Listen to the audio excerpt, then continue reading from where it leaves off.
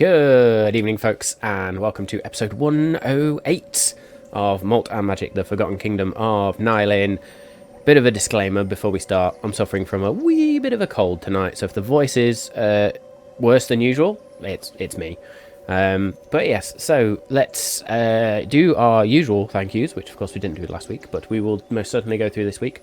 So a big shout out to our mapping and virtual tabletop tools, Incarnate, Albo Rodeo and Dungeon Alchemist, which will feature right at the beginning tonight as we continue our encounter in the throne room of Deluin.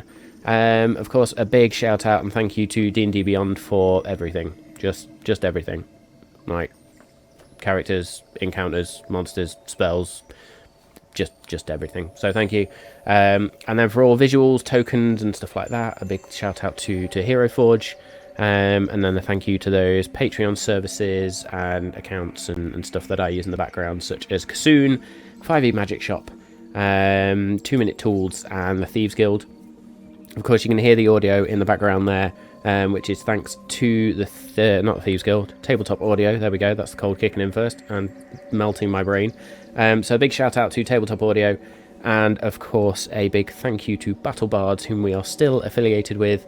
So any sound effects you hear are courtesy of Battle Bards, and if you would like to use said sound effects in your own games or radio plays or podcasts or whatever you're doing, then please use the code you see on screen right now, Malt and Magic, and go and get yourselves a nice cheeky discount.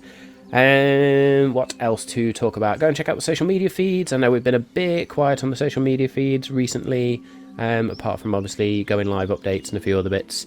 There is stuff to go on there. It's just been a very busy couple of weeks for us all. So we will sort of get more active when we can. Please go check out the podcast as well, and our YouTube channel. Can't even get that word out. If you would like to revisit any past episodes, the podcast is available on many platforms, as it says there. And if you can leave a rating or review, it is always appreciated. September on Twitch is rapidly coming towards an end, which is a scary thought, because that means we're already into October, and boy, where's the year gone? But so yes, if you are feeling so generous, there is money off gifting subs to other people. So if you feel like doing so, we would love you forever, of course. Anybody that can follow or subscribe is always loved, even if you just lurk in the chat and join us. We're always happy to have you as well. We're working on those perks for followers and subscribers as well, so Discord is on the way. I know we keep promising it. Samau and I are busy getting it all set up and ready to go, and then there will be a few extras. Of course, we've run some giveaways in the past. We will do much more in the future as well. But yes, please go and sort of follow, subscribe if you like what you're seeing and hearing on all of those different platforms as well. Make sure you sort of like, subscribe, and hit the notification bell on YouTube so you don't miss the episodes when they go live on there. And I think that's it, as I try and breathe again, now that I've got through all of that. So, as always, there is my usual warning that there will definitely be strong language and most certainly be adult humour. So I think that's it. You have been warned. Let's roll.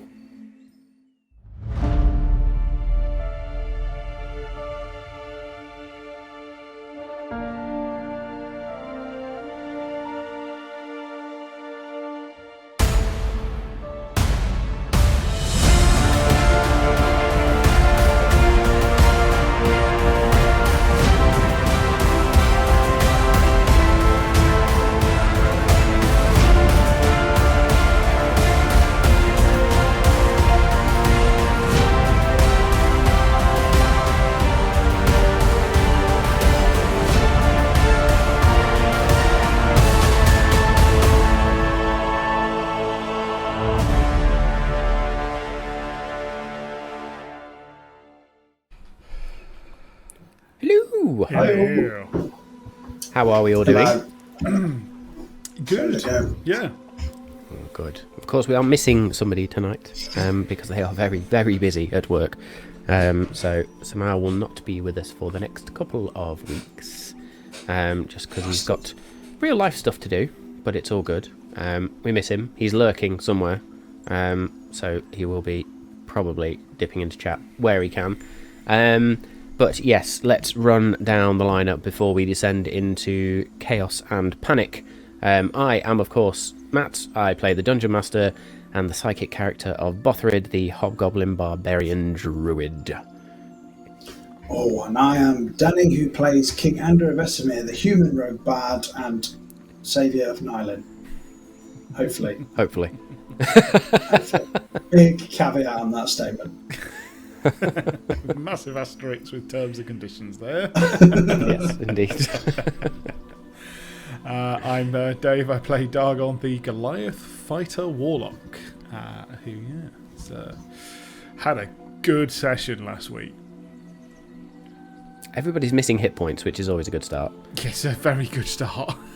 I'm not used to it. There's points of exhaustion. It's a good encounter. We've got to get into that. Oh my god, I can't believe the amount. So yes. Obviously, last week there was the remainder of the journey to Deluin. Basically, you guys having a brief chat and sort of putting plans together, then falling asleep. And dreams being invaded by one King of Hell, or Lord of the Nine, trying to get you to make promises, make deals, hopefully to avoid any fights. And you both basically gave him the finger and told him to fuck off. And then we all woke up, discussed those dreams, had a brief chat with Lena, and then went on our way, having turned ethereal and changed planes to the ethereal plane, which meant you saw a lot more, especially when it came to looking towards Deimos.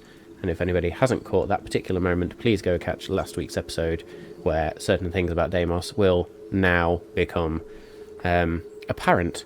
And then made your way to Deluin and snuck around and sort of got lay of the land a little bit, and eventually just sort of hunkered down behind the wall of the throne room, which is on the very back wall of the keep, being able to walk through walls on the material plane. And you waited for something to cause enough of a distraction so that you could get in there and kick the fight off. We cut to Lena, Micaiah, and the defenders of River's End for a time where Lena made a big battle speech, and eventually the battle kicked off. Arrows were fired, ballista were fired, illusory dragons appeared and just totally shook the whole shit up. And so you guys used that moment to spring forth and ducked into the room, came out of the ethereal plane, and the battle commenced with Bell, a load of other strange devils with sort of spines and stuff coming off them. And there was a number of actual guards of Deluin in there who didn't know what to do at that moment and kind of just went, fuck this, I'm out, and ran. Erendriel having totally changed form into this giant devil form, and the battle began. And so we got through the fight a little bit, and then Bell just went, you know what, let's do this. Clicked his fingers, and this great fiery elemental creature appeared, and that was the thing that started to really change the shape of this fight. Bell, forgotten by his lord, supposedly, you cut down and sent back to his own plane. A number of the other devils were also taken out, and a number of the guards, unfortunately, also lost their lives. But yes, I suppose that is where we begin tonight. Straight into it, as we pull up a map. He says, frantically searching for the right Is tower. it the same owlbear link as last time, yeah? Of course it's the same owlbear link. It's owlbear 2.0, which means it's the same room every week. They have got their shit together, and it's bloody brilliant. I mean, not that they didn't have their shit together in the first place, it's just even better now. It's awesome. Cool. So, while you are getting set up and ready to go, we are at the top of the round. There is the Imix, this elemental being in the centre of the room, and there have been these great waves of heat and energy just flowing off it. Kirik currently has the aura down, I think it is, the... forgot the words, but he's shoved the rod into the ground, I think it is, and has that aura around him. BDA is frightened +1 of... to AC and saving Yes. throws, haven't we? Yeah. Yes. Yes. Dargon, you have activated your Investiture of Earth, but not its other abilities just yet. No, I have not. Bothrid's raging, because it's Bothrid. Anders about to get up close and personal with a devil. And I'm fucking knackered the because I've got 2 points of exhaustion. you and Bothrid are knackered, but Bothrid is raging and powering through. And then you've got BDC, who is currently blinded from the flash of a holy weapon, and is blinded for a minute. Just trying to double check. I think, if I remember correctly, I had been keeping up on it, but we hadn't put it on the board. That I am concentrating. And just you will be concentrating on the Investiture, I believe. Yes, I shall. So let's put one of them straight on there. There we go. Happy days. And attach it to you. So now, if I move you around, there we go. Oh, Fan dabby dozy. Okay, that's all. That's not bad. So we begin then. First turn of the round. Of round 4, funnily enough. This has only been 4 rounds of combat. Good lord. And is the Imix up first. So, Dargon. Yes. You are immediately going to take, because you're within a certain distance,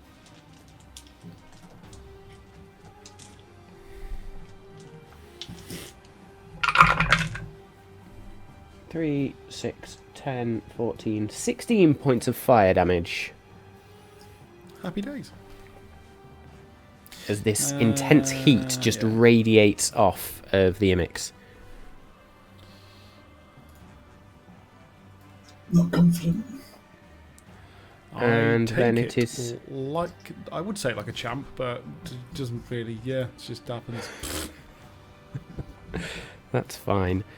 And then the Imix is going to go. Oh, apparently not, because I've locked it. That's why. 5, 10, straight up to there, and is going to make a slam attack against Dargon and Kirik. Okay. So, the first slam... In fact, it didn't need to go that far. Move it back. In fact, do you know what? It's not even going to move. It's just going to stay there. You're kidding me. It's not going to hit Kirik. Instead, it's going to go for you twice, Dargon, just because you are within range. So the first one is a 24 to hit. Oh, that meets my armor class. The second one is less. Okay. So, you are immediately going to... I'm just going to fucking... In fact, no, I've got the dice to do that. Let's do it properly. One of them.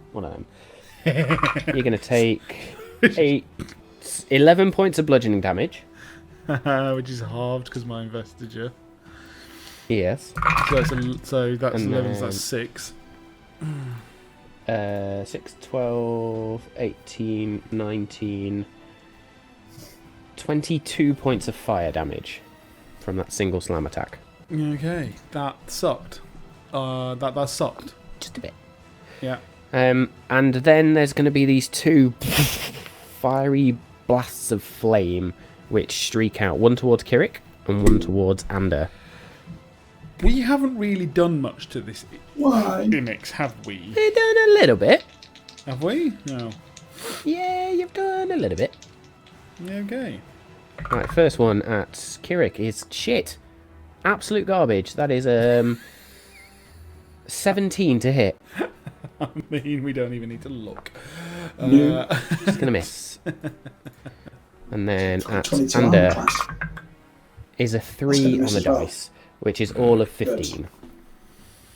So these 2 fiery blasts just blast against the wall, sort of next to you, Ander, but not to do any damage, and behind Kirik, if you like. And cool, that will be the Imix's go. So, Dargon, you will need to do a concentration roll for half of whatever I just did you. Well, I took 6 and then 22 all So together. that will be 28 28 halves, so 14. So, I'm glad we did the maths together there. Well, I rolled a natural 16, so that's good. Nice. 27 in total. Fantastic. So your investiture of earth is still up as your skin is taken on this sort of stone-like texture. And we're over to Kirik. What's Kirik going to do? Kirik is going to do, I'll add the notes that Samal gave us earlier, he's going to do a vestige of ice. I'm sorry, he did only say that if we were getting fucked, which I don't think we're at fucked yet. We're close. I'm sure the next round will be there, but I was just wondering if that's what we actually want to do or not. Apologies. That's true. So I would go south. I'll just consider this south. I'm in panic mode, Dave. We haven't even spoke to it yet. Sorry, while you're discussing this, yes, you will have noted there is like this weird, it's not a face, but there's sort of two eyes and this mouth, if you like, in this fiery mess. Where the holes are, if you like, or the shadows where the eyes are, they turn red from the beginning of this turn, like bright red. Okay. They didn't do that before? No. They've only just done it now that you've dispatched Bell. Can Kirik... he hasn't got a very good intelligence, has he? What's Kirik's intelligence? Okay. I was just wondering, it's Kirik's turn, so can Kirik do a check to understand what that might mean? And I'm backing up on my idea here that he wants to know, does that kind of resemble that he's now being controlled by the next guy up in the chain, Aya Asmodeus? Yeah, get Kirik to make an intelligence check, please. Cool. So that is just a straight intelligence? Yes. 6. Doesn't really notice it, Kirik, even though he sort of sees red eyes. Shit, there's a lot of fire flowing all over the place. So he doesn't say shit because it's Kirik. Yeah, he didn't get hit there. Danny, I was just wondering, we have the opportunity of using the oh Christ, what's it called? The what's the thing that goes out 15 feet in all ways? Spirit Guardians, and using that because he can specify who gets hurt, can't he? And do we think that Kirik will want to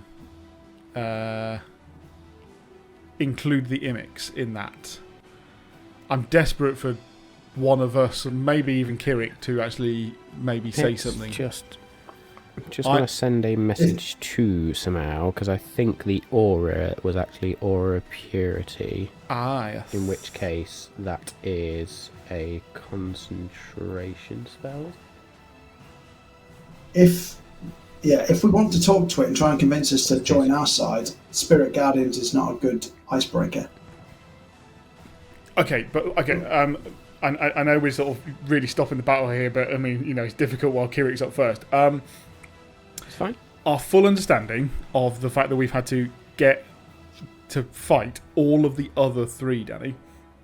All right, so we got to fight this one anyway. That's my thing. But what I was thinking of is we would want to tell the Imix that we want to free him. Does that make sense? Because we're not just fighting to kill him. Okay. Yeah. If you agree with me, do you know what I mean? Like, we have fought all the other ones to free them. It's just, I'm just not sure whether, because Bell's gone, whether that counts as being free, or like all the other ones, we need to pummel it into pulp before it becomes free. Exactly, that's what I mean. Yeah, that's exactly what I mean. Whereas, like this one, for it's like what would happen if we freed ours, kind of thing. I would say let's go with. You can't change Spirit Guardians after the fact, can you? It's as he's also not concentrating on anything. The current aura that he's got around him is for Mask of the Matron, which is a feature of his shield. Okay, Danny, I'm just wondering, just for ease on this particular round, can we smack the crap out of one of these other Barb Devils and just fuck them up so that we can sort of move on? Yeah, attack the one going for Ander. That'd be good. Oh, why do you want to do that, sir? Why, yeah, no, there's nothing, no reason there at all. I mean, literally, like, is there any ray, anything like that we'd be able to just smash his way? If you want to attack BDD, he needs to move 5 foot right, doesn't he? Guiding Bolt. Oh, dead. Yeah, fucking Guiding I'll Bolt. just be able to see them. Yeah, well, let's move 5 foot to the right and then Guiding Bolt at something. I'll allow Kirik to lean around the pillar to fire a Guiding Bolt. I'm not going to let you make you move. Okay, legend. Shall we do something like a 4th level that moves to a 5th? Or is that like too much? Is that daft? He's got 2 4th level spell slots left. 3rd that goes into a 4th. 3rd that goes into a 4th. He's also got 2 of them left, and we'd use 1 of them, or we can do 2nd into a 3rd. Yeah, do that. Second into a 3rd. Anyway, so yeah. Okay, fine. Do that. I can't actually click that those slots. And then that's still 66 level. radiant, isn't it? 2nd level Yeah. and 2nd level That's Guiding 12 Bolt. to hit. So that will be a 3rd level Guiding you're Bolt. gonna roll that one then, Danny. Yeah. I rolled a 1, so that's a 13 to hit. It's a natural 1. Yeah, it's unfortunately one of them. Yeah. So this Guiding Bolt just... this Kirik just leans back like... throws this Guiding Bolt out and no damage. Slowest and most useless round you've ever done. It's all good. It's all good. We're getting back into it. We're getting back into it. I'm assuming you don't want to use any other bonus actions for Kirik? No. No. So I don't know what they are. Yeah. So, bonus actions, he could harness Divine Power to get a spell slot up to level 3 back. He's got Second Wind, or he could use Strength of the Sticks, I believe. If I just check, yeah, Strength of the Sticks. What about, Danny, if we get that 3rd level back that we just fucked up as a bonus action? Or he could use his Spiritual Weapon to attack BDA as a bonus action. Oh, fucking get in, yeah, do that one. So move that one up to BDA and smack him. Okie dokie. Shall I roll on that one, Danny? Yep. Because I'm going to refresh my D&D Beyond sheet, see if the algorithm changes from the rolls. That is a natural 20. Nice! So that will be 2d8, please, sir. So the first roll was a 1, second roll was a 20. 20. So 2d8 is 12 points of force damage. 18 points of force damage at BDA, then. Oh, right, nice. This spiritual raven wing just... still frightened of Kirik, isn't it? Still frightened, which I believe means that should have been at advantage. Didn't matter anyway. No, doesn't matter. But that does mean that BDA is now bloodied. Oh, yeah. So there we go. So that's that bit. That's really annoying.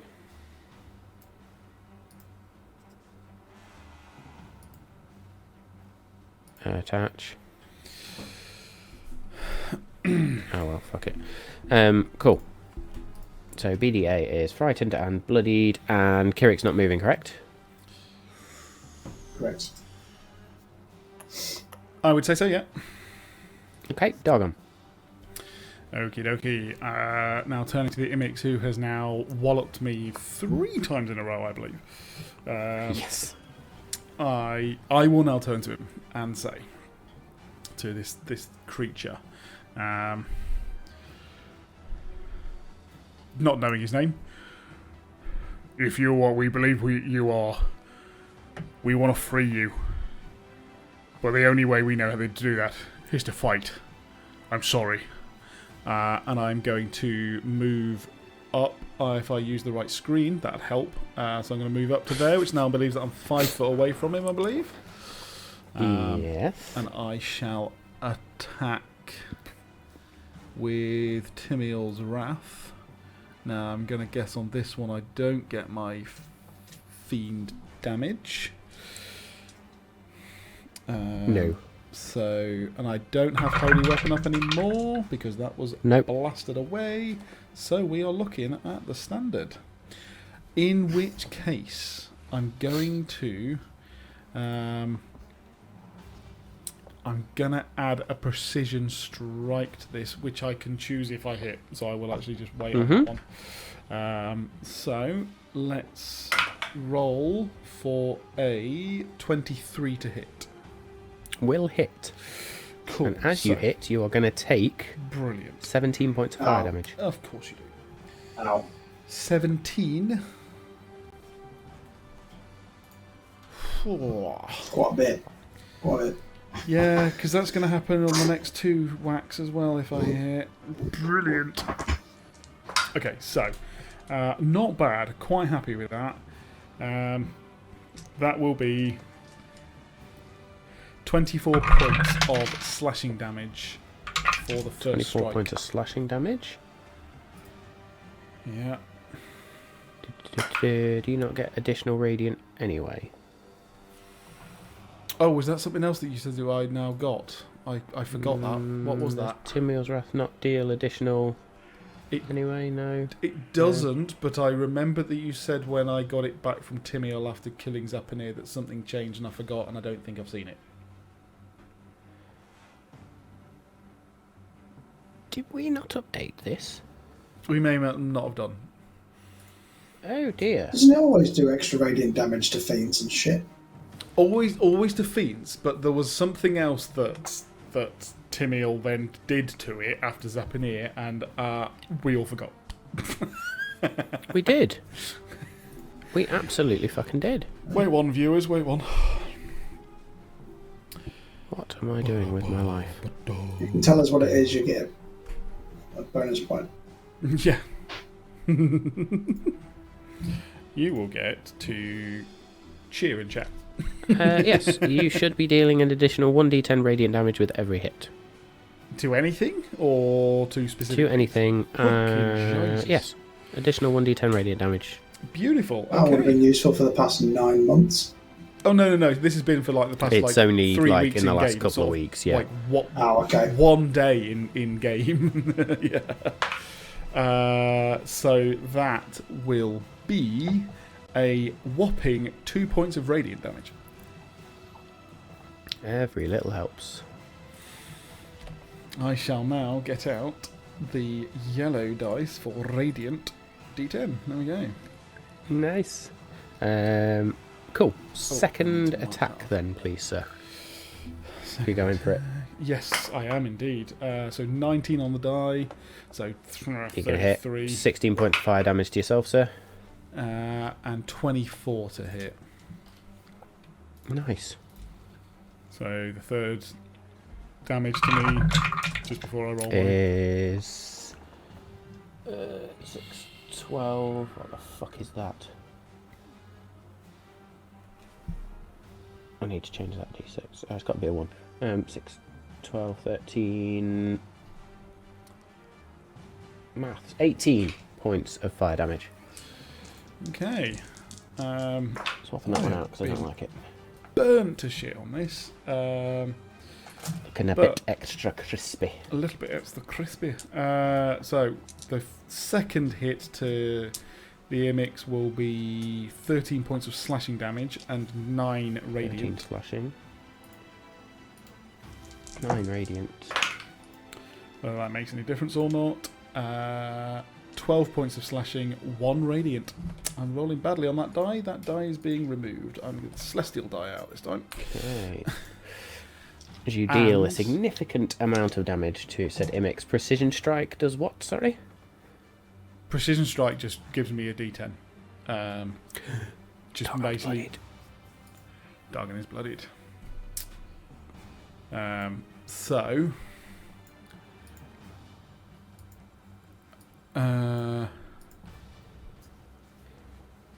So it was 17, 16 and 18 worth of fire damage. So you now need to roll for your concentration. So I need an 8 or 2 9s, please. So basically a 10, 10 and a 10.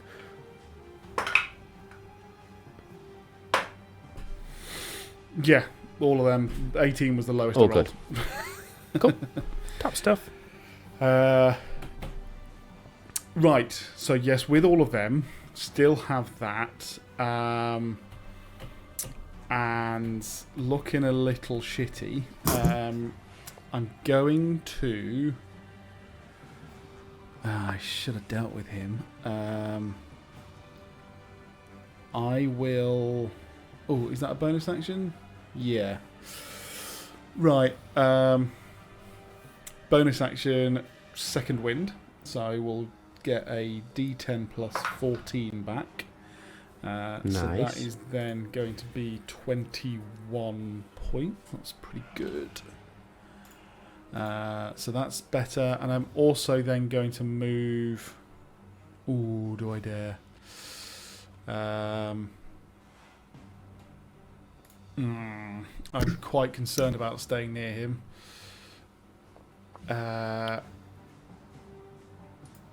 I'm going to do it.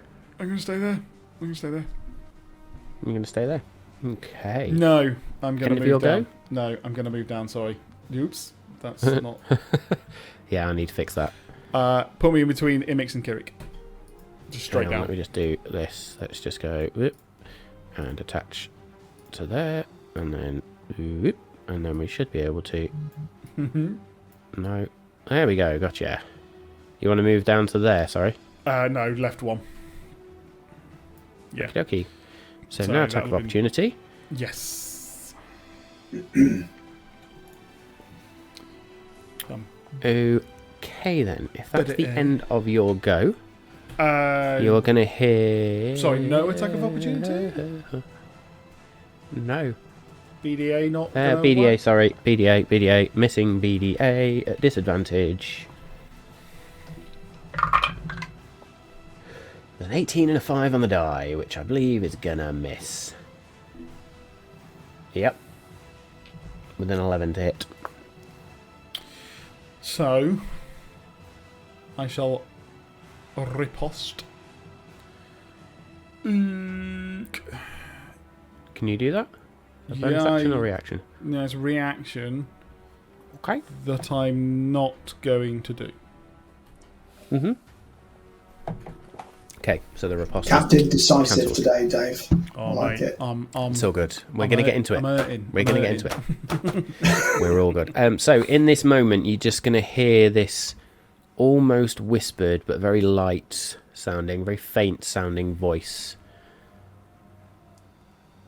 Do the cleric first.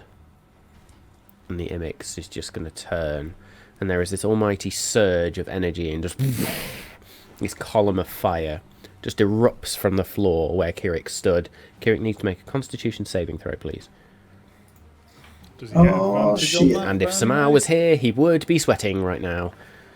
So he gets a plus 10 because of the plus 1. Does he get the aura thing as well? So that's 29. 28 even, sorry. 28. That's a very, very good saving throw. So Kirik is going to take...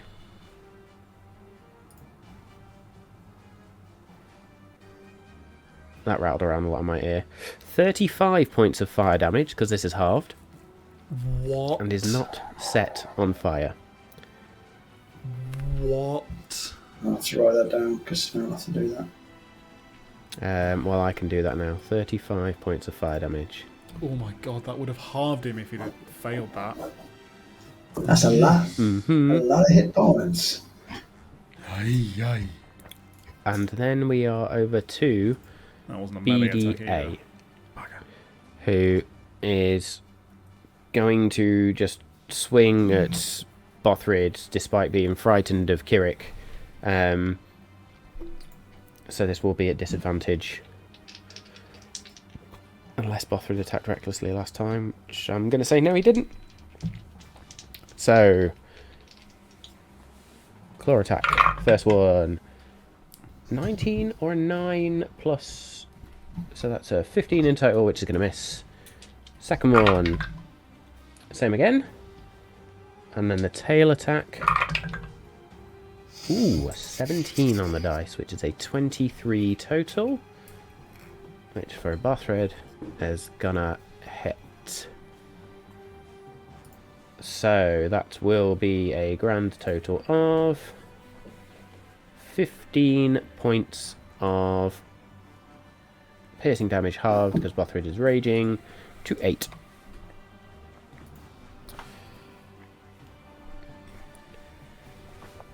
Cool. That will be BDA's go. BDC then is blinded and is just going to continue to scrabble around. Just can't do anything while it's blinded. Go on, attack the Imix, you twat.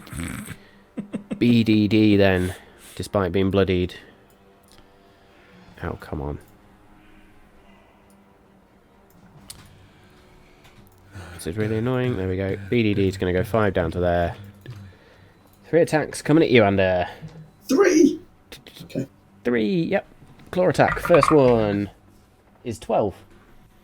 Hey, it's a no. Second one is 14. Nope. Tail attack. 21. Yeah. 9 points of piercing damage. That's not too bad, actually. Okay. And yeah, it's going to stay there. And now it's your go. I'll use my reaction to half it. Why not? Every little helps. So that's 5. Nice. Uncanny nudge. And then I will straight away retaliate with a dissonant whisper at second level. So that's a wisdom 19 saving throw, please. Natural 20 for a 25. You bastard bitch. Okay. So what I'll do instead is then bonus action disengage to then go see ya. 5, 10, 15,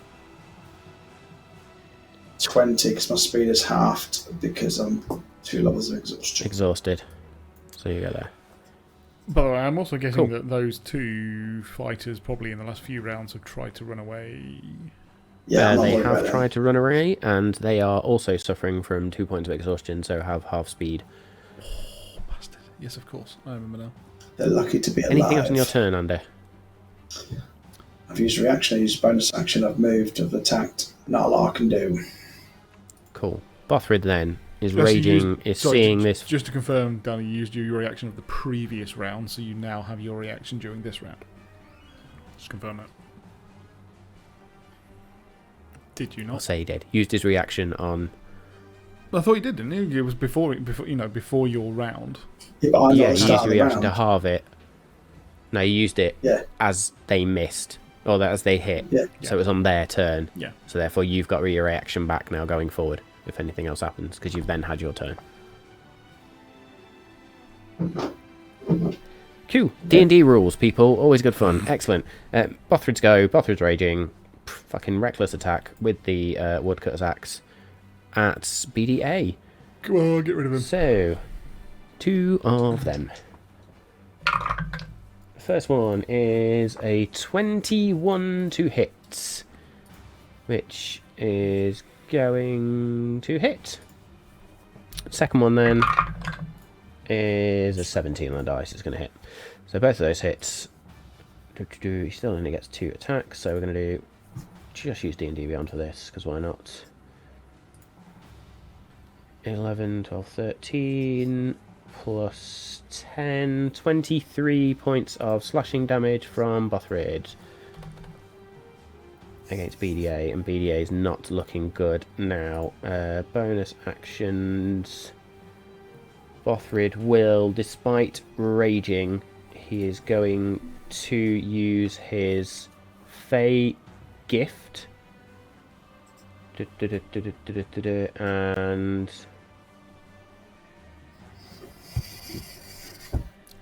do I need to be... What's the range? There is no range on Fey gift.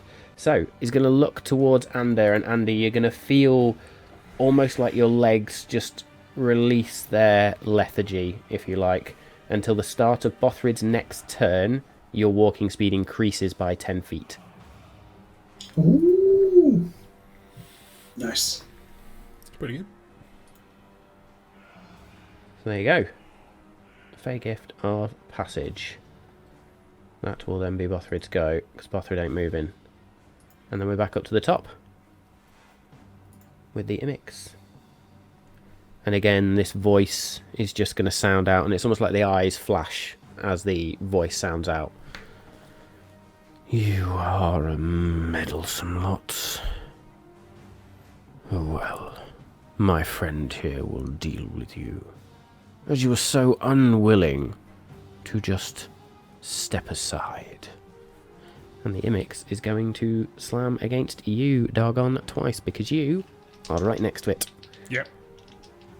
And in fact, because you are right next to it, you're immediately going to take... Marvellous. 10, 16, 21, 24 points of fire damage. So I need a Constitution saving throw, please.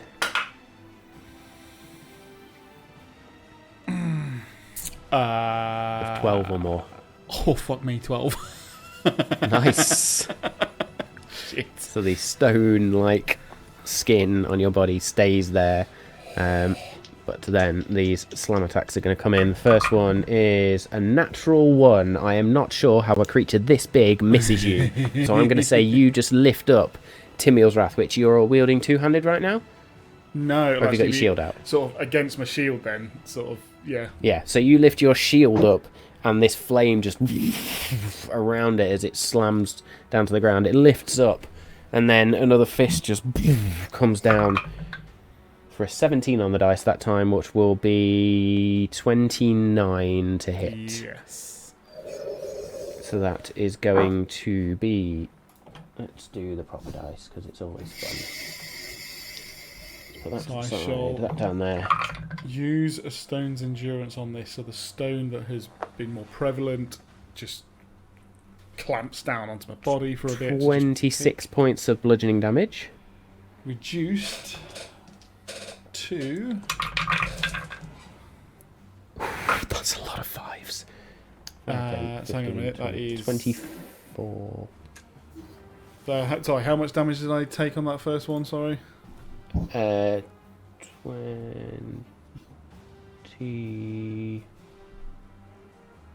What did I just roll?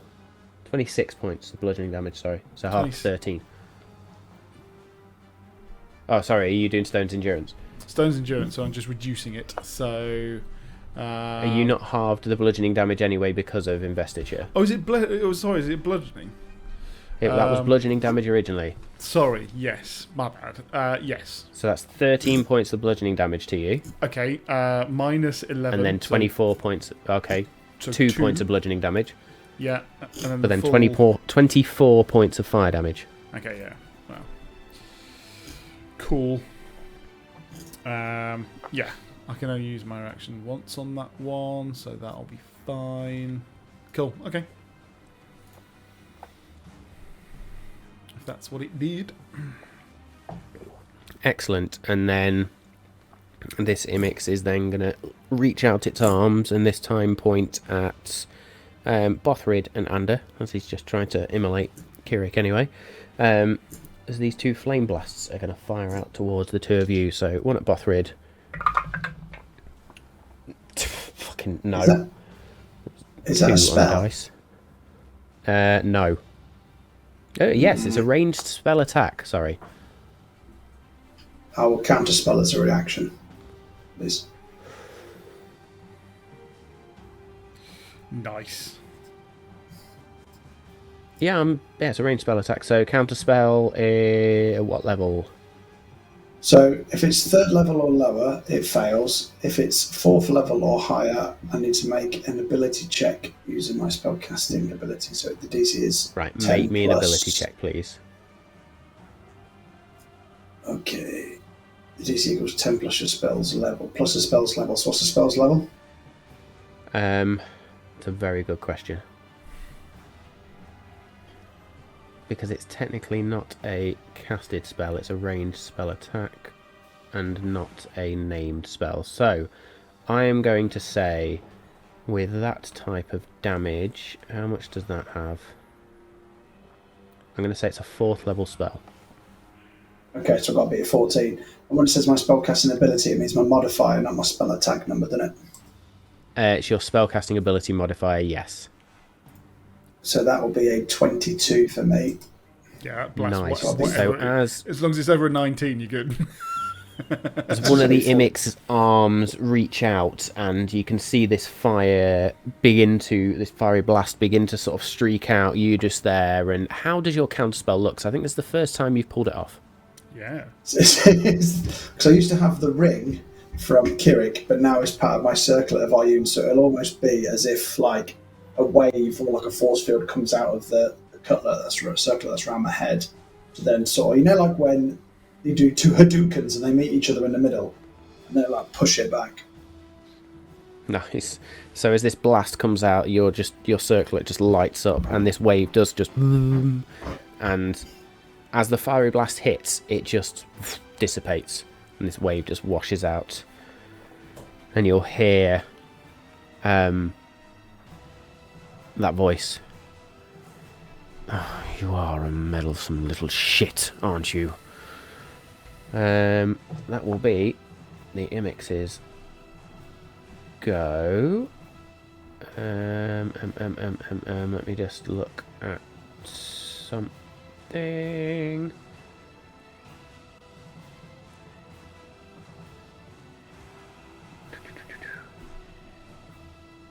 Yep, that's fine. Cool. Kirik's go. I think Kirik's going to do investiture of ice now. Yeah, he is. 100%. 100. Without Okay, so is he activating all of it, or is he just turning it on? So he's immune to cold damage and has resistance to fire damage now. Yeah, it's just The whether he's ground, also going to blast 10 out foot. that freezing wind. Well, if you have to use an action to cast it, you then can't use your action again to do the cone of cold, can you? You have to be on the next go. Oh, is that it? Is that what it says? That's how I would read it. 'Cause it's Oh, similar yeah, to you can mine. use your action to create. Yeah. Yeah, but there is a 10-foot icy radius around him, which is difficult terrain for other creatures now. Yes. The radius moves with you. So, yeah. That'll do him for a good start. Resistance to fire damage is bloody brilliant for him right now. Excellent. So investiture of ice is on. And then his bonus action should probably be to attack BDA with a spiritual weapon. Okay, do we want to do BDA or do we want to just pummel as much into Imix as possible? Kirik's spiritual weapon could reach Imix and hit him. I'm just theorising. Should we do that? So let's move it 5 feet diagonally down there, and then let's smack Imix. I think. So roll that one, buddy. That is a plus 12 to hit.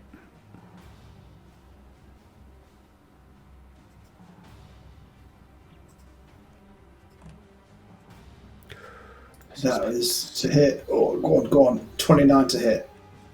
Nice. That's definitely going to hit. So roll me a... What level did he bone? What level did he cast it at? It'd be It's third, won't it? second level, I believe. Or was it third? Does it cast his third level because of his everything's leveled up thing? He might have cast it at 4th level, though, because I I'm was gonna looking say, at 4th level spells. I was going to say, did he not cast that? So hang on a minute, let's just find out. So that'll be 4d6. 48 We need plus some 6. elevator music while we're waiting. Casting weapon at I'm pretty sure it was 4th level, which would be 5th then. Yeah, so let's just double check that. Let's just do it. I'll allow you to do it for this round, and then we'll double check with Snow anyway. So that will be So that's 27, but if it's another d8 on top of that, When you cast a spell using a spell slot, third level or higher, damage increases by 1d8 for every 2 slot levels above second. it's 30 points of damage. We are getting the answer. So fourth level, anyway. that'll be 4d8 plus 6. So yeah, how much was that, sorry? I did 5d8 plus blah blah. Oh, we did it as a third, counts as fourth. We'll take the 3 off then, so it's 27 force damage. 27 points of force damage. Fan-fucking-tastic. 27 points of force damage to the Imix. Not looking good. There are bits of sort of fire that begin to wisp around. Good. Bonus actions he's just done. And I would say he probably did this, like, he's got pretty good cover. Oh, unless we did move him behind the pillar, he'd get He's partial within 10 cover feet from of you. Imix. Well, you're within 10 feet of him, so you're technically in difficult terrain at the minute. So shall we move him diagonally? So move him down to here. And then he's got partial cover, and he's further away from me now. Yeah? Yep. Cool, done deal. Okay. Here comes a legendary Interesting. action. Yes, it does. And as the Imix's eyes, these red eyes, look, Kirik's moved and can't see it. It's then going to look around and just... not yet. Looks down at you, Dargon. And then spins around and looks towards Bothrid. Ah, yes. The druid. This column of fire roars up. Bothrid needs to make a constitution saving throw. So we are going to use the shiny fey dice for this. It's alright, it ain't psychic damage. We're good. Natural 20 for a 31. Wow. That's why we use the fey dice for Bothrid, people. As this column of fire, because it's a natural 20 as well, it's halved and halved again. Just.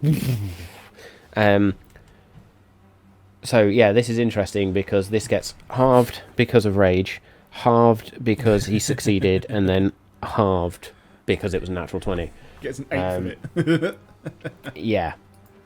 Awesome. So how much damage would that have been? That much. It was really loud in my ear. Fucking hell.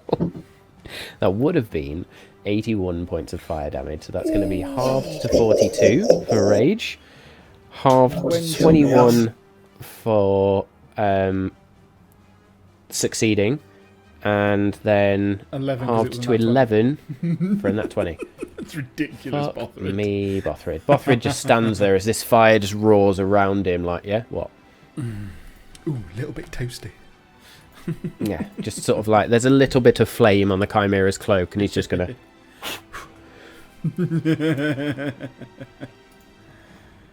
Cool. Dargon, you are not looking good, sir. There are cuts, bruises, wounds, scorch marks all over your very large... At least all your cuts and wounds have been cauterised from the heat.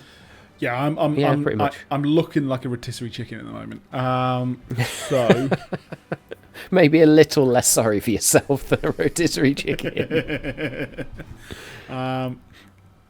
As I sort of, I'm hunkering under my shield, I'll get Timur's Wrath. I'll smack it against my armour. This enormous glow suddenly comes from the armour.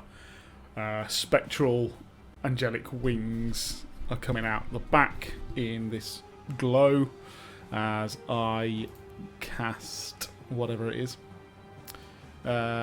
My Grace of Ray. Nice. And I will grant myself the healing points of 50 points straight away to myself. Very nicely done, sir. Because that is just as a thing, not an action or anything. Now I'm going to check. There with. Yeah, I've already action surged, so that's fine. But that was pretty good. And also knowing, I hate for being a fucking rules lawyer, but I'm taking damage on the start of my turn just from being near him. Yes, you are. Yeah, Yes, you are. Oh, that one jumped That's out. too many dice to roll. That's a good roll as well. 24 again. 24 points of fire damage. Okay. So 12 on your Constitution saving throw.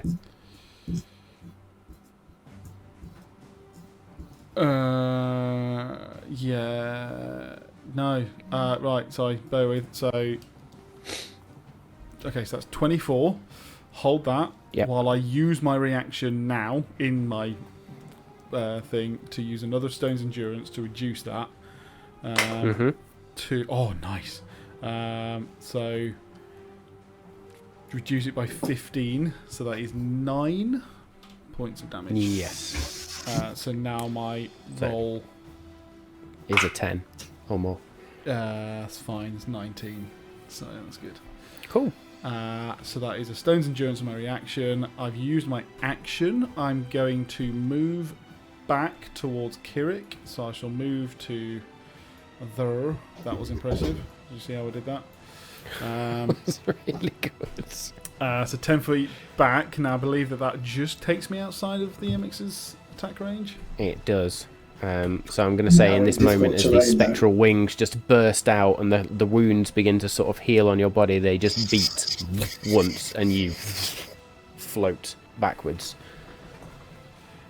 Do I get whacked as I try and get out? We're going to see. Remember, you're in icy terrain now, feet-wise. No. Is that instant as Kirik casts Investiture of Ice? Or does he have to do the same? Okay, yeah, so Investiture of Ice gets him the resistance to fire damage, immunity to cold damage, and the 10 feet of icy shit around him, which moves with him. Reaction is the cone of cold. I will say then, because I will have sort of seen that crackle around me, that I'll also go 5 foot up in the air then, so I'm just basically out of that, because I'm flying now. That's fine. So sort of go diagonally up, so I'm not going to be with difficult terrain. I've got my flying speed, and as I do that, and as I get away to about there, I'm going to then fling my dagger at the Imix as a bonus action. Quick toss. For quick toss. So that is then going to be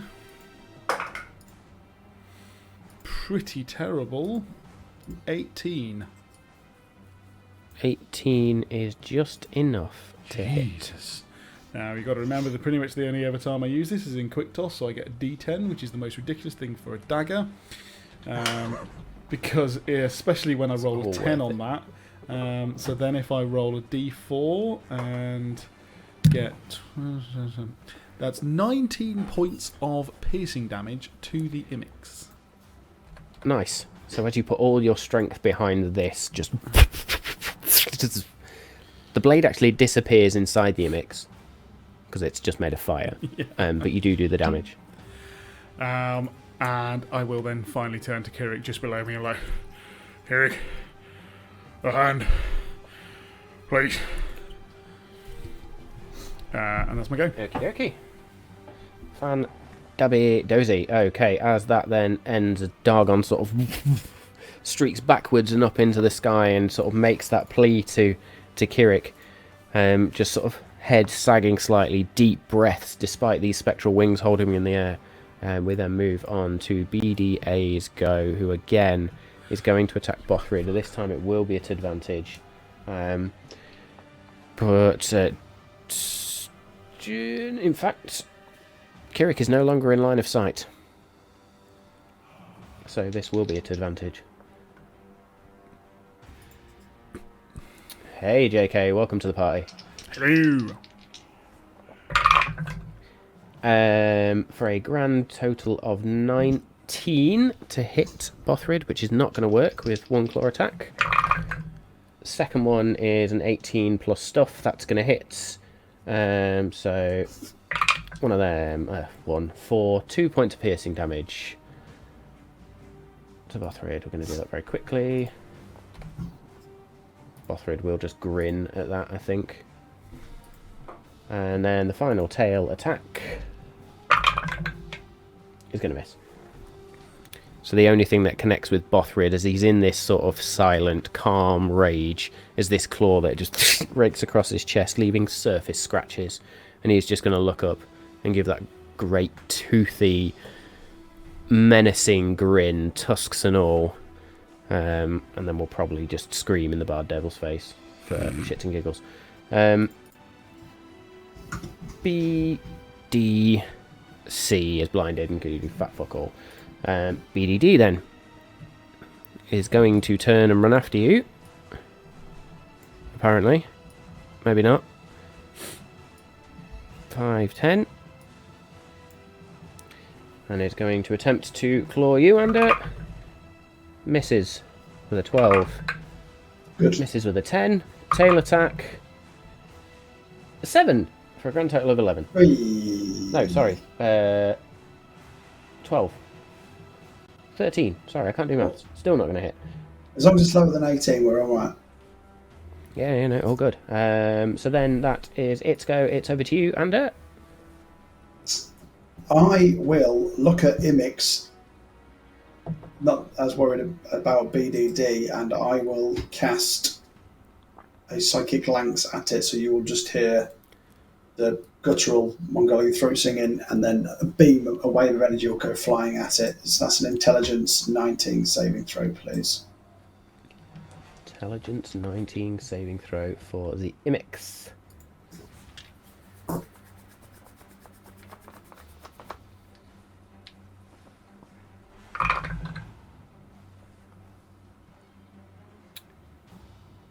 It's going to fail, but chooses to succeed. Yeah. You bell. No, I believe that's the first time.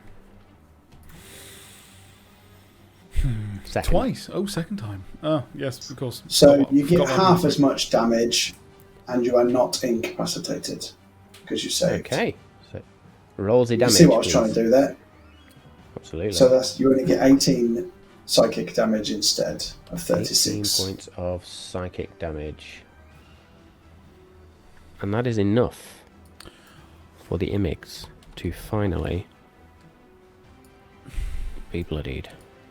Bloody hell. I mean, great, but, I mean, only just bloodied. Only just. Yes. Cool. Okay. Anything else on your turn, Ander?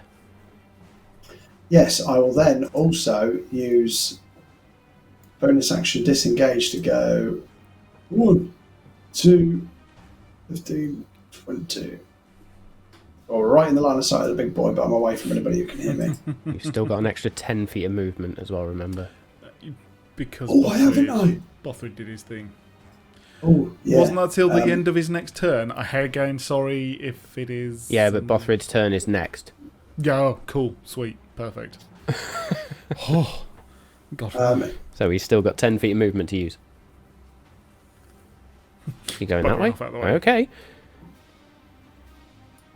Oh, hang on, how far away am I now?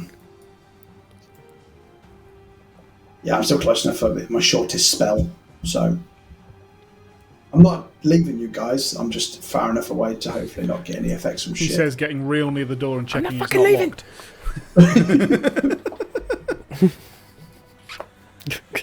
locked. Guys, I'm just going to check where the toilets are. I'll be back in a minute. Cool. Anything else on your turn, Ander, or is that you? None of these bonus action. Excellent. Bothrid then is just going to continue and is going to take this devil out, whether it fucking kills him or not. When Bothrid's angry, he doesn't realise he can go round stuff, he just has to go through stuff. Blind rage. Blind rage. I mean, he's not the most intelligent of creatures anyway. Make sure he never rages in IKEA.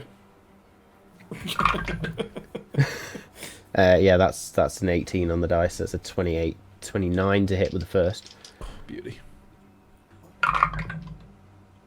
And a 22 to hit with the second. So both of those are going to hit. I mean, I know we concentrated on Bell, but I'm amazed that these guys are still around. You've not really done anything to them, to be We honest. haven't. We really haven't. It's been Bell and Imix, and that's it. 2 8s on there, so that's 16, 26 points, 30 points of slashing damage to BDA. So the first swipe of the axe comes through and just cuts off a load of these spines, and then Bothrid just cleaves this devil in half. Nice. BDA gone. Apparently Apparently I had to delete every fucking token going there. With that then, Bothrid will use a... It's not a bonus action to Reckless, is it? No. Has he got like water pistol spell?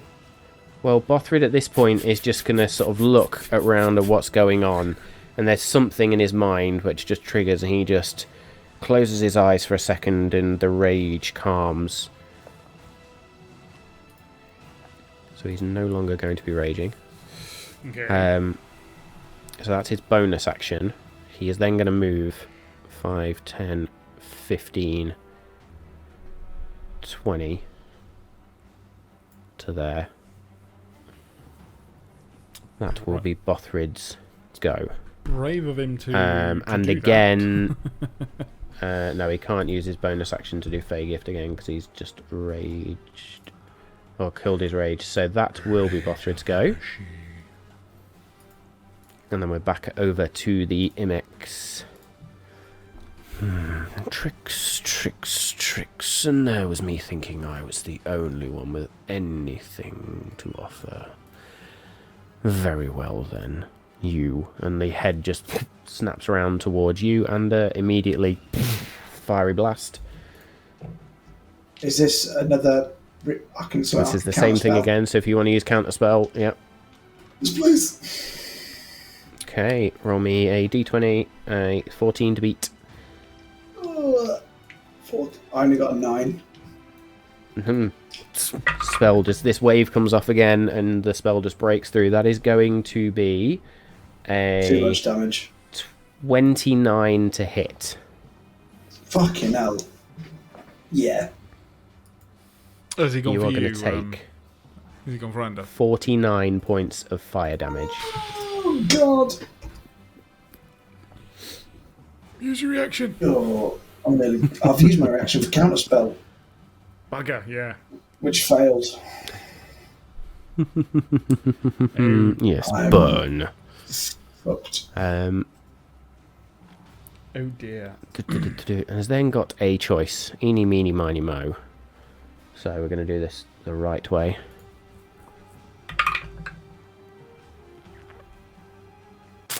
Bothrid.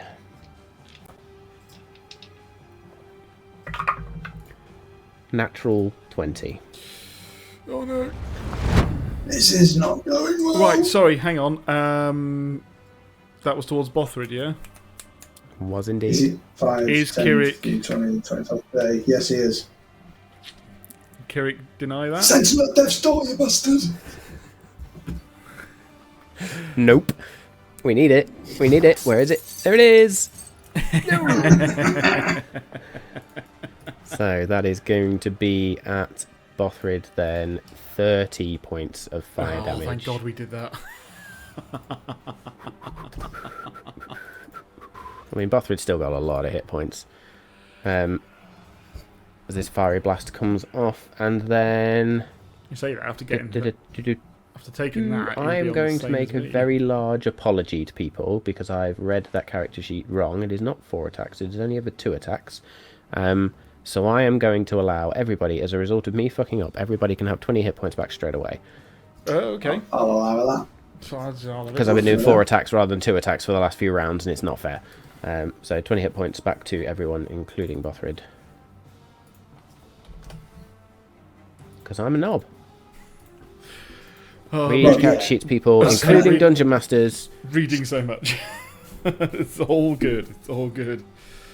I'm not going to lie, this fucking stat sheet for this monster is like scrollable on D&D Beyond.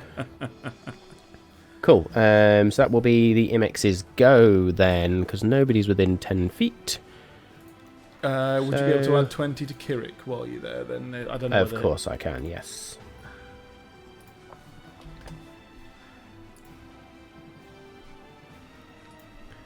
Cool. It is then Kirik's go. We think Kirik's going to do his cone of cold. Yeah, straight at the Imix. You actions do a 15-foot cone at the Imix, who's got to make a Constitution 20 saving throw. Oh, by the way, investor advice is a concentration. Just in case we would. Oh, you've already put that on there, Yeah, that's he fine. hasn't taken any damage yet, so I think that's okay for now. So cone of cold is 60 foot, right? 15-foot cone, sorry.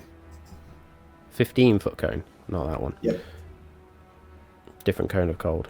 I mean, he'll move if he needs to obviously. Well, technically it's a cone of freezing wind, but I was just paraphrasing to myself, Abbreviating. remember. 15 Yeah, he foot. might need to move actually, though, mightn't he? I'm actually trying to see if this is a cone. Kirik, Yeah, okay. Diagon's He's about gonna to get a right draft up his ass. Gonna have to move slightly. Well, if he moves south around the pillar, then potentially. Where is the pillar? Pillar's there. So if he moves to there, Yeah. That the catch cone of him, cold just- is cast from that point. Yeah, We just tried to regardless do of this how with I his move that. Pythagoras So, theorem. yeah, I it looks mean- like. Yeah. So That's going to hit. That's going to put him in the cone regardless. So Cool. yes. All right. Is that an attack or save? Yeah, Constitution saving throw from Imix. Constitution saving throw from the Imix. At that. Ooh, doubles. 25. Yeah. Takes Half damage? half of 4d6 cold damage.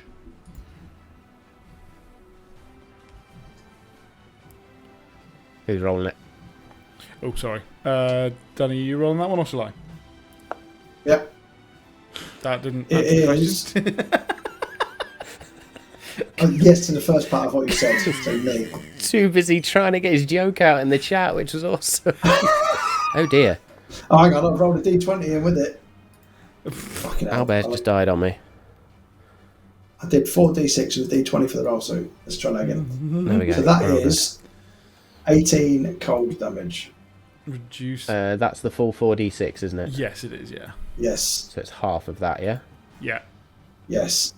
So And 9. if you... And because you succeeded, your speed is not halved. Okay, fantastic. I'm assuming that he didn't look like he took that. Nope.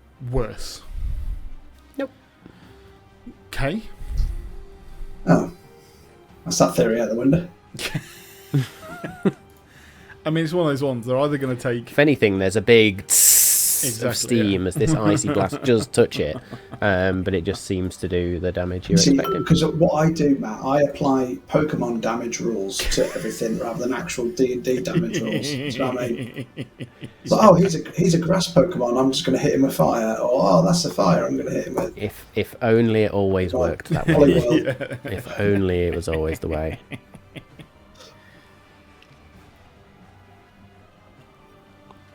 Anything else on Kirik's turn? That was his first thing. That was his You can first thing. bonus action with bonus the spiritual action, weapon, can't spiritual you? weapon. Yeah, go for it. Roll that. Might as well roll that. So you just plus 12.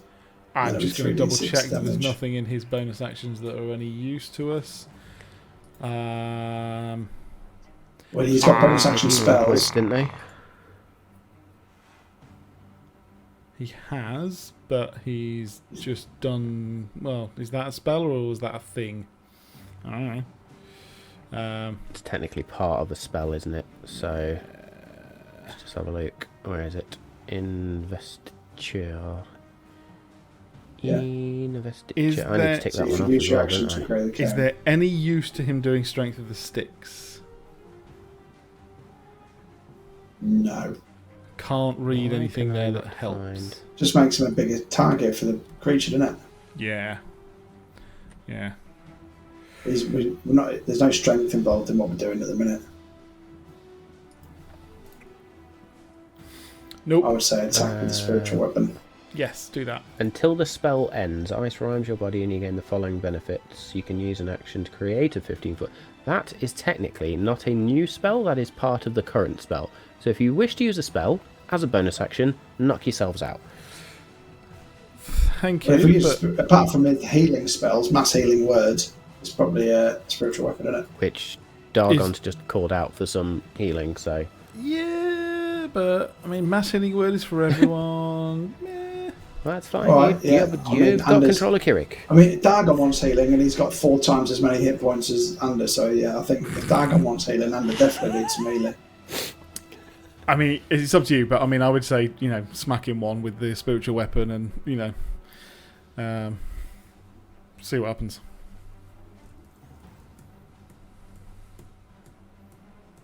Also, Right, going to flip. The other thing I was going to say... Deciding factor is smacking with the spiritual weapon. There you go. Because mass healing word is pretty... Shit.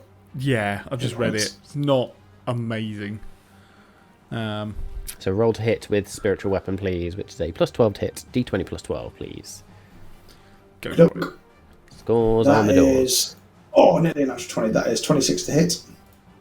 26 is definitely going to hit. So that will then be your 4d8, I believe. Is it Plus 48? Can you remember? It's acts as a 4th level, whatever that would be. Yeah, 48. Sweet. 48 plus 6, I believe. Yeah. So that is 25. 25 points of force nice. damage. I've been Cool. using this enough. Have a bit of a magic swipe. There we go. There we go. Get the sound effects out. Yeah. Cool. Anything else on Kirik's turn? Move back behind cover, maybe? Yeah, behind the pole would be good, wouldn't it? Yeah. Cool. 5 feet back there. Not Oh, near you, though, ice because just you sort don't of want to be stuck moves in along the difficult ground, terrain. What did just happen there? There we go. Oh, I lost connection. Hey. There you go. You had it as well. Minecraft So as I just well. had that a second ago. Just refresh and it'll be back. Yeah. Yeah, so I think if you move Kirik behind the pillar below you, so then you're not caught in the Dargon's 5 feet up in the air. terrain thing. Yeah. Oh, No, I'm there's a good. mass I'm there, is good. it? I am fine. Dargon is flying. It is now Dargon's turn. The Imix has gone surprisingly quiet for the moment. Yeah. It worries me. It's not very comforting. Yeah, it really isn't.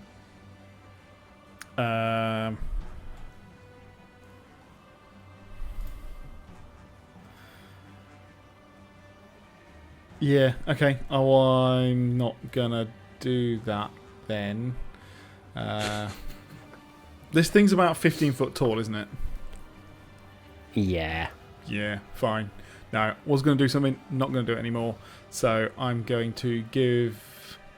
I'm going to fly towards the Imix. But I'll look like I'm going to fly up and around him. But as I do... I will... I'll fix that token. Doesn't matter. So I'm going to use my thing I haven't done in a while. Oh, fuck's sake. Well, now you've moved into range. Oh, fuck's sake. Yeah, go on then. Oh, that one didn't even roll down the thing. Oh, what's that? 24. Love a 24 on this damage. Hello. 24 points of fire damage. 24 points, fire damage. Why can't I find that? I'm going to put it there. There we go. Okay. To fly into the heat that's just radiating off this thing, I need a Constitution saving throw of 12 or more, please.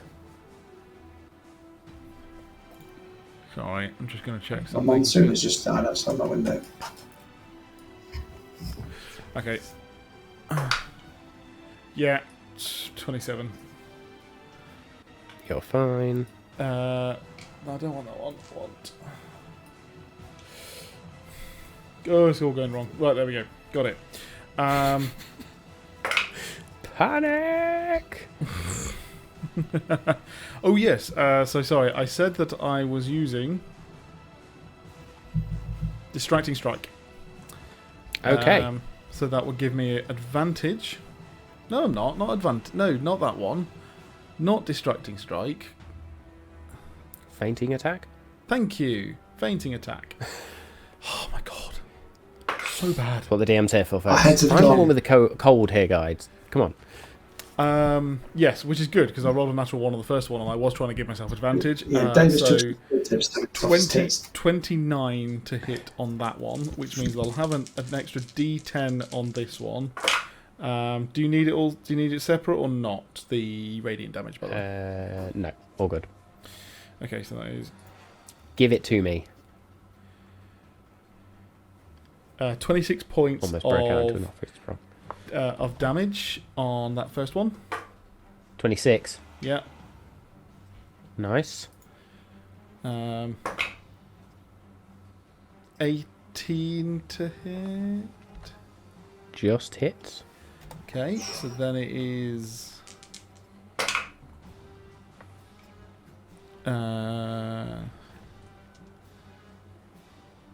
15 points of damage. Okay.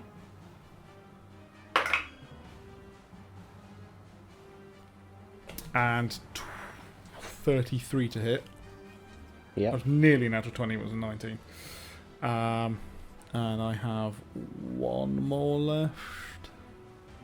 That was your third. Yeah, sorry, I'm talking about something else. One more maneuver. One more maneuver I Okay. can do. Which is now Distracting Strike. Okay. When you hit, expend that superiority die and...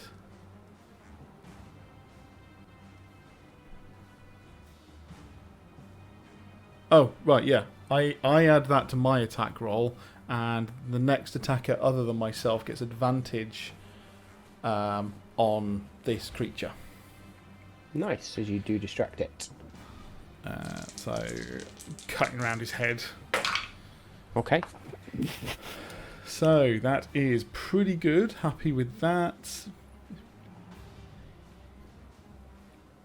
26 points of damage total. And I take... Nice. You are going to take 19 points of fire damage with the first strike. Yeah. 17 points of fire damage with the second. Yeah. And 4, 8, 12, 60, 21 points of fire damage with the third. Okay. I'll take that and I So it's will a then... 19, a 16, and a 20 something. Yeah. I'm going to... Do I have my log of what I've just done there? Bollocks.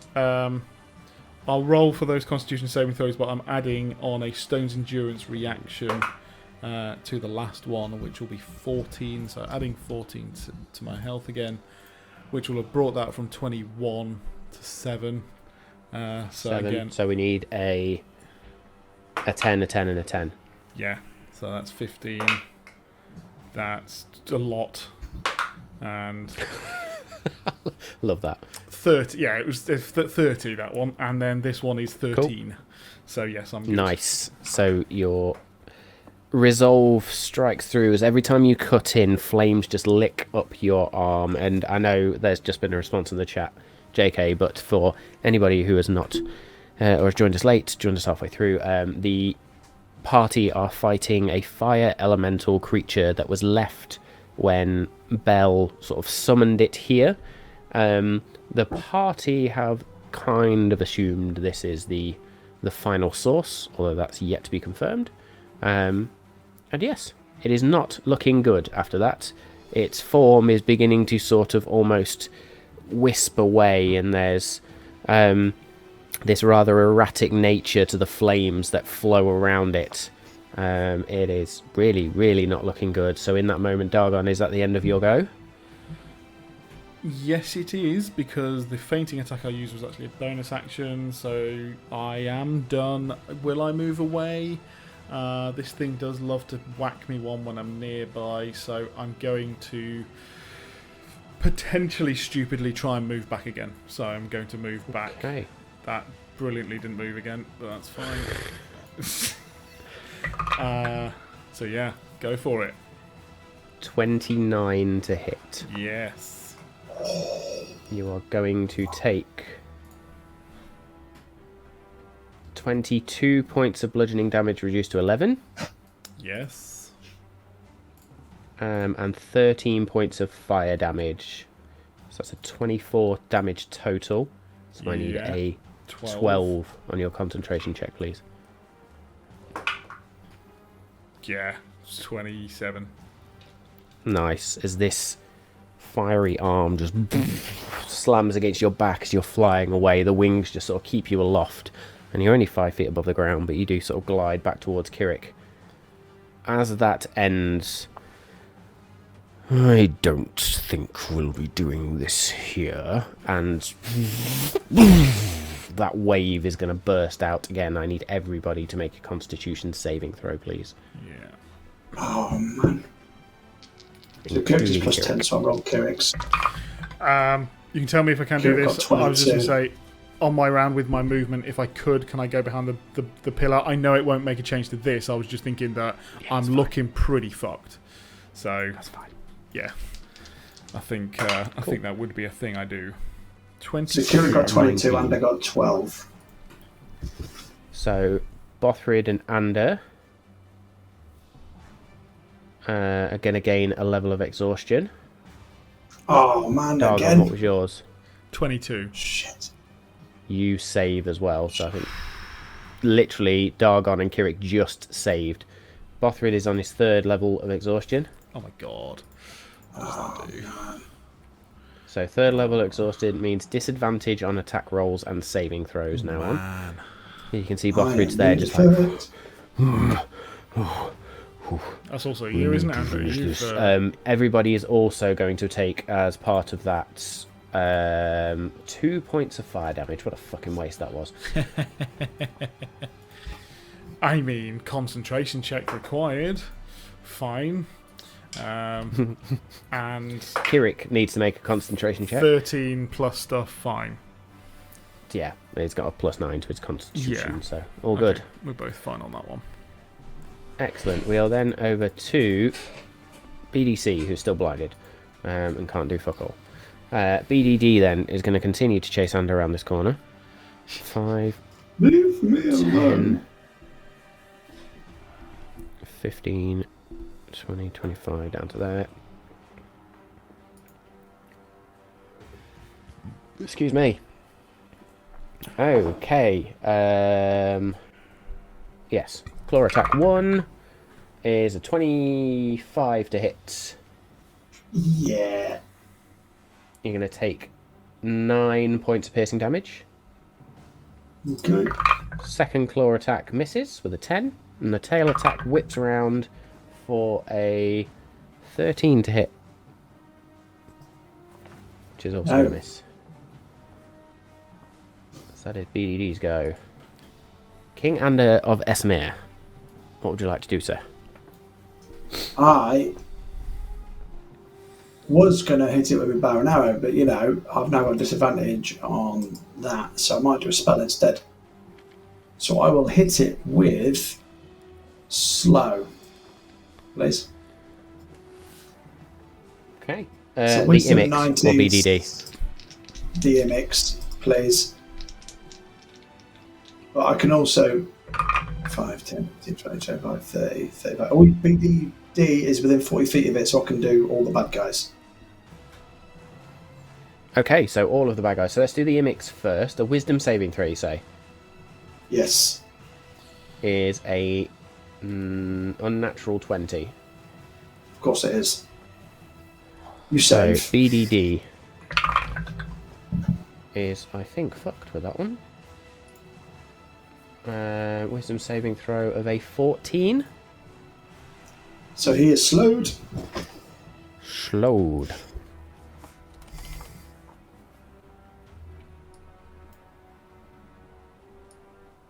BDD slowed, and then BDC who's going to get disadvantage on this due to being blinded. Yeah, slowed. Slowed, blinded. So I'm now concentrating. Didn't even bother to turn up on that one. Yeah. I think BDC is having a very, very bad day. BDC is phoning in his performance. Anything else on your turn, Ander? And then as a bonus action, I will disengage to go 5, 10, 15, 20, 25, 30. You I've still cannot. got You my can only extra move 3 10 feet from now. Bothrid. You can. Okay. It ended his It turn lasts for now. one turn, doesn't it? Soz it. Yes, and he couldn't do his Fey Gift last time because he had to calm his rage. He had to cool his shit. And if that's your go, you're not going to get to attack of opportunity. It is then Bothrid's go, who is no longer raging, but he's seeing this huge, great fiery creature in front of him. So his bonus action is going to be to replace the woodcutter's axe with the whip. And he's just going to lift the whip up into the air and crack it down. As he cracks it down, there is this wave of water that just begins to... as he spits on the ground at the same time. And he's going to cast an 8th level tsunami. What? Bothrid, where was this fucking 3 rounds ago? He was occupied with a devil.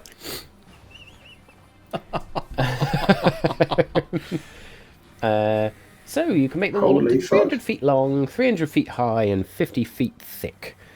So we're just going to say this wave actually bisects the room down the mid. In fact, no, this wave's catching everyone. It's just going to fill the room. There's no fucking way.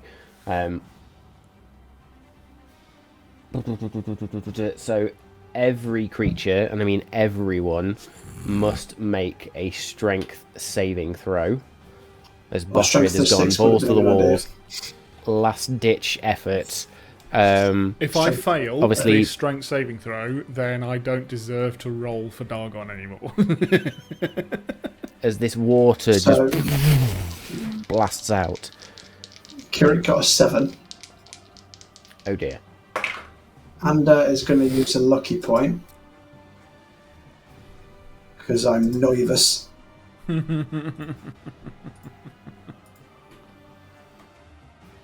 Go on. 18. I'm happy with that, but that's not high enough, is it? About 18 is enough? Oh. Kirik is fucked then. So, with an 18, you are going to take... fuck my life. 18 points of damage. Can I dodge it as well? Kirik's going to take 35 points of damage. Oof.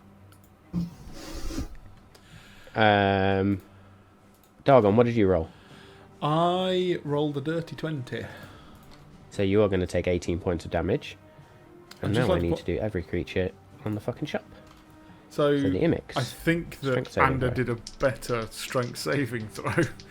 But I'll put that down to the fact that I don't think Dargon's looking very well. the Imix has just failed and is going to choose to succeed. With its I had more time to brace. Resistance. That's his last Further one. away. Last legendary resistance. Now we can. Now we can fuck him up. Yeah, now I'll waste all my Double good check. spells. Yep. So he's going to take 18 points, or it rather, he is going to take 18 points of damage. I'm going to say BDC is just going to take the whole lot, because it can't fucking see. So 35 points of damage. In fact, let's just roll at disadvantage just to see what happens. Yeah, not. It was a natural one. 70 points of damage. Ooh. And is knocked prone. So is now slowed, blinded, and prone. And bloodied, probably. Very, very bloodied. Like, knocked the 7 bells of shit out of it. BDD succeeds. So it's going to take 18 points of damage. And then these 2 poor saps are dead.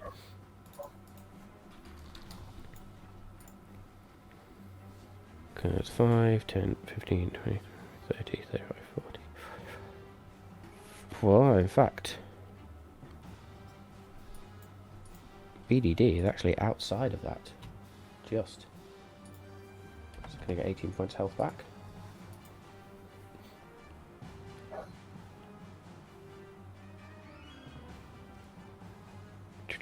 So yes, cool. And in fact, Ander, I'm going to say you were outside of that as well, as it was cast immediately from Bothrid. Sorry, don't take the tsunami damage. Nah, ignore me. I'm looking at it the wrong way. Totally looking at it the wrong way. Everybody, you are going to take the damage, as is BDD. It was 50 foot wide, he did it. And just straight around the room, 300 foot high, 300 foot long, just down. Cool, so those two soldiers are fucked. There is water everywhere and it is still sort of cascading around. That is going to be Bothrid's go. And he is now concentrating. I think. Or he might use his Fey Gift again, because that was not a bonus action. Oh no, he used his bonus action to swap, so that's action. Yes, that will be Bothrid's go. Sorry, that was a lot of thinking. Back round to the top. It is the Imix's go.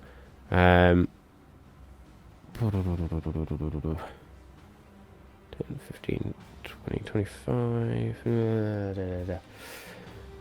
Yeah, okay, the Imix is just going to turn at this point, and two of these fiery blasts are going to streak straight towards Bothrid, because he's not happy. So, first one is a lot to hit. That is a 28 to hit. Second one is a 7 plus, that's a 19, which just misses. However, Bothrid is going to take the full brunt of the first one, which is going to be that one. 31 points of fire damage. Bothrid is no longer... Bothrid is resistant to fire damage because he is holding the whip. Yeah, brilliant. As you do. What does he do? Just suddenly just whiz it in front of him like 16. Well, he's covered in these fine sort of beads of water as he holds this whip. That's kinky. So yeah, that's just something wrong 16 points of fire damage. So he's going to make his concentration check, which is a 17 on the dice. Bothrid is fine. I have just noticed that there are 3 of us bloodied. Oh. Yeah, Kirik, Dargon, and Ander is bloodied as well. Whoops, missed that.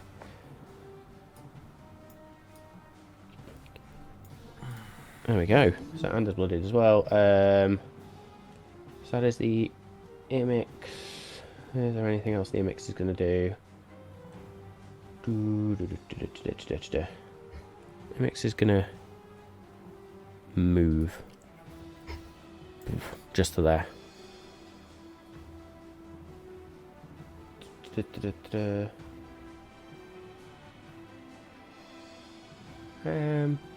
you know what, the Imix is going to move all the way up. Bothrid's going to take 5d6 points of damage. Ooh.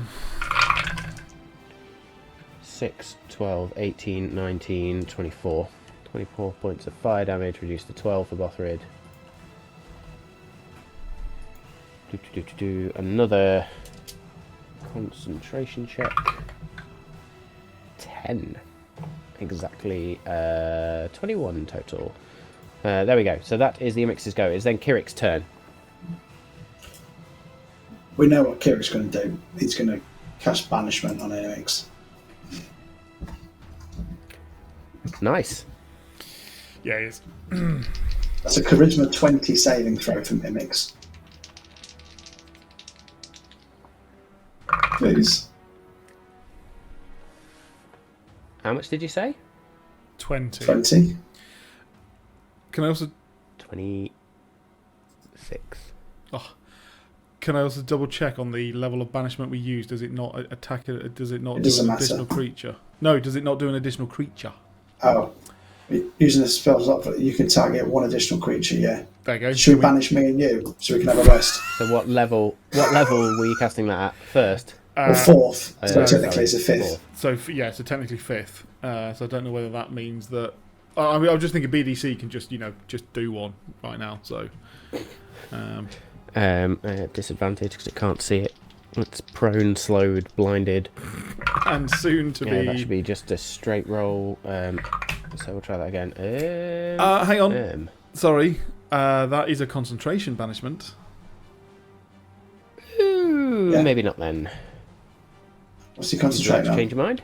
What's he concentrating on? Concentrating on investiture of ice. Do we want that? It's resistance to fire damage. And here's our cleric. I think he needs his resistance to fire damage, doesn't he? So we're going to have to sack off banishment. Okay. And what we'll do? Ignore all that. Should we do Sorry. What do you want, like a 4th level blight or something? Okay, so let's think about it. We've got the Path of the Grave. How fucking blasé you're being about spells here. Yeah, it's not a character sheet. No. 4th level fucking blight. I mean, you could do that one. We could do a life transference to Dargon, or we can do a Path to the Grave. Is that an action or is it a bonus action? What is his Path to the Grave thing? As an action to curse a creature. So, Ander, can you? No, because I suppose I'm not gonna. I'm better off just cure wounds in you, because I'm next to you, and then it's Kirik doing that, and then we just hit him with a spiritual weapon. Yeah, I suppose because that's then not going to hurt Kirik, is it? Yeah. No. What's cure wound? What can you do cure wounds at? So if we cast it at 3rd level, it'll count as a 4th level. Yeah, do which that. Which would be 48 plus 6. Yeah, do that. So what are you doing? Cure wounds at 3rd level on Dargon. Does he have to get up to me or something? Touch? Yeah. Well, I'm only 5 feet in the air, so you can move forwards.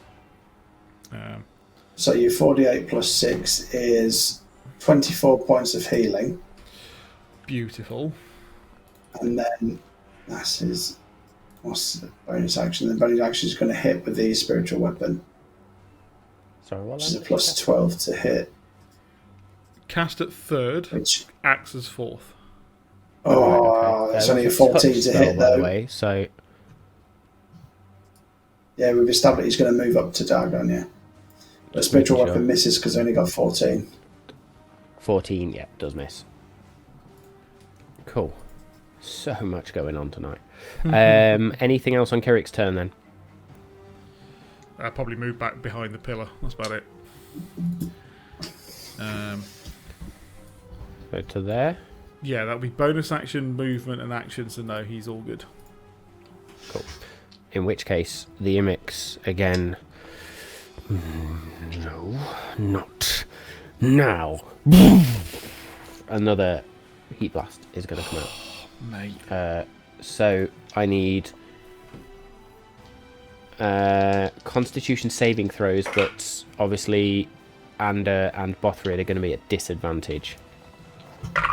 Jesus. There's a natural 20 in that for Bothrid. Unfortunately, it's 9 plus 11 for an unnatural 20 instead, which is not enough. Bothrid's going to take another point of exhaustion. Oh, God. I've got a 1 and a 17 on them 2 rolls, so a natural 1 in one of his saves, mate. So you have got a double fuck. Another point of exhaustion, which means hit point maximum is now reduced halved. Halved. Oh my God. So that will be. Long live the king, my ass. Oh, maths. 108. You're on 8. Override max HP. So if I'm on. Bothrid. So is it. Because I'm currently, my max HP is with all of the aids and heroes' feasts. So is that half that or half what my actual HP is? Just type in the override max HP bit. Yeah, and just do half of you what. Yeah, do half of you. And half of what it currently says in the green number. Sorry, your actual total max HP as it stands right now. Yeah. What did Brilliant. Kirik get as his Constitution saving throw? Oh yeah, sorry. I will roll that one. What do I add? It's 15 plus Constitution saving throw, so Plus 10 9. for Kirik. 25. Plus 10 10. because of his plus 1 for all of the saving throws. I have been forgetting the +1, which means Bothrid technically saved on that. Oh, You lucky son of a bitch, Bothrid. nice. Down to 3. Override the max HP. Ignore. Delete. So he's not at 216, he was at 110.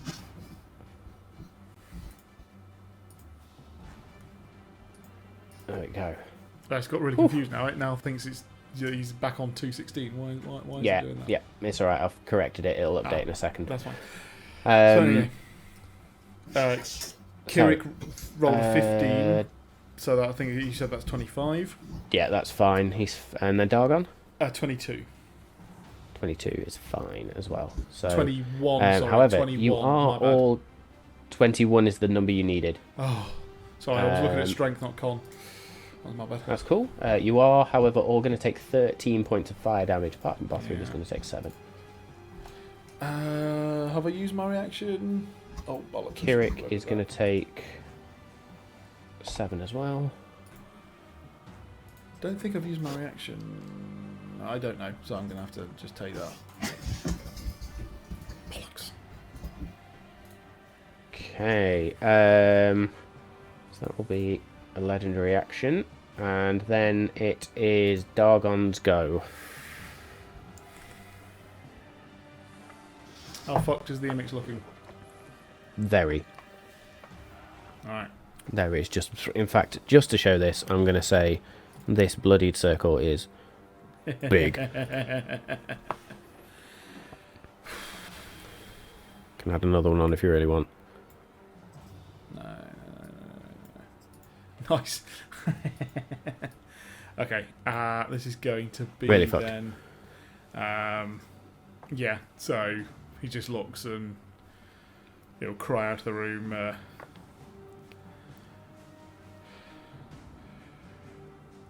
Take him down. And as I do, I'm going to fly round the pillar straight towards the Imix. I will take my damage. I'll put you just up there, just for Yeah, I've got plenty of sake of not fly flying speed. over the spiritual weapon. So immediately as you enter the range, you will take... that was a bit shit. 11 points of fire damage. Okay. So then I will do my first attack. Oh, God. 18 to hit. 18 will just hit. Okay. So I need to be adding one of them and one of them. So... Oh, bad. That was bad. 13 points of damage. 13 points of damage. Yeah. Did you do your concentration check for the previous amount of damage you took? No, 10 or more. Yeah, fine. 15 plus. So you're now going to take 10, 16, 20 points of fire damage. So Okay, another 20, concentration check of 10. No, hang on a minute. Hang on. 20. Yeah. 20. Oh, shit, where is it? Come on. Properly stressing Dave out tonight with this one. Okay, 20 minus 9, so 11 points of damage. So then, concentration check is 10 or more. Is a 13. Bloody hell, I was lucky.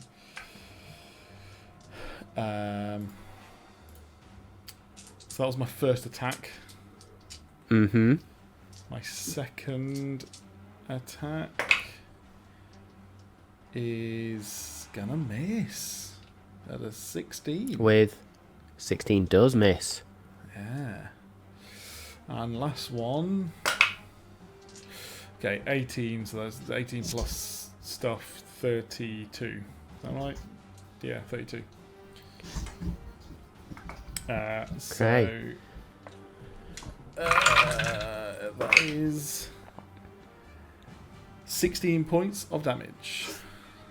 16 points of damage as your third strike goes wide, and you can just sort of you bring in that final strike and cut down, and the Imix sort of shifts for a second but reforms as then there is this surge of fire, and you are going to take a grand total of 18 points of fire damage, which I believe is the remaining hit points you have. It is. Dargon is going to drop like a stone, unconscious. So we're going to delete that bit. Not concentrating anymore. Not concentrating, you are unconscious. Yeah. You got no hit points left. Oh.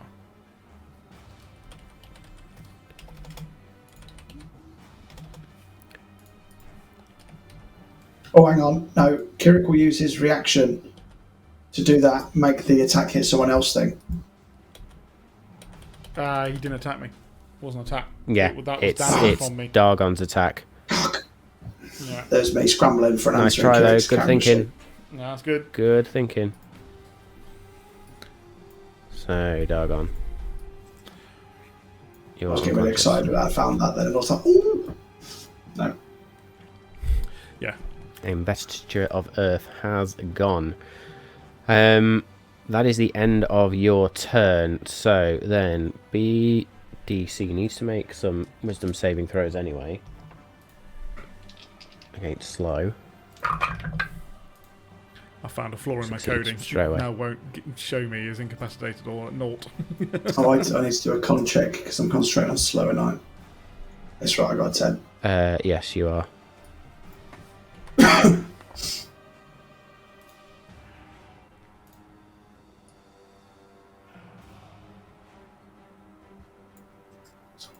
Excellent. So you're now concentrating. I've got so many of these little token things. So yeah, Dargon unconscious. BDC then is blinded and will stand up, no longer prone. Let's just double check how long that blinded lasts from Holy Weapon.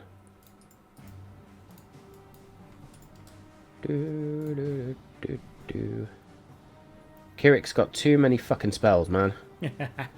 The only problem is now, because we've been spaffing them like dollar bills at a strip club, I don't know how many he's got left.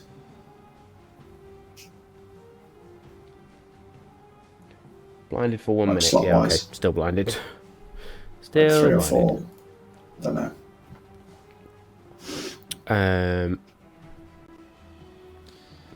Yeah, no, thank you for that addition as well, JK. Absolutely not flying 5 foot in the air as the spectral wings have gone. I would also say, does that not mean that I take damage as I hit the floor? No, because you were only 5 foot in the air, not 10. Okay, cool. So, well done for picking 5. Yeah, thanks.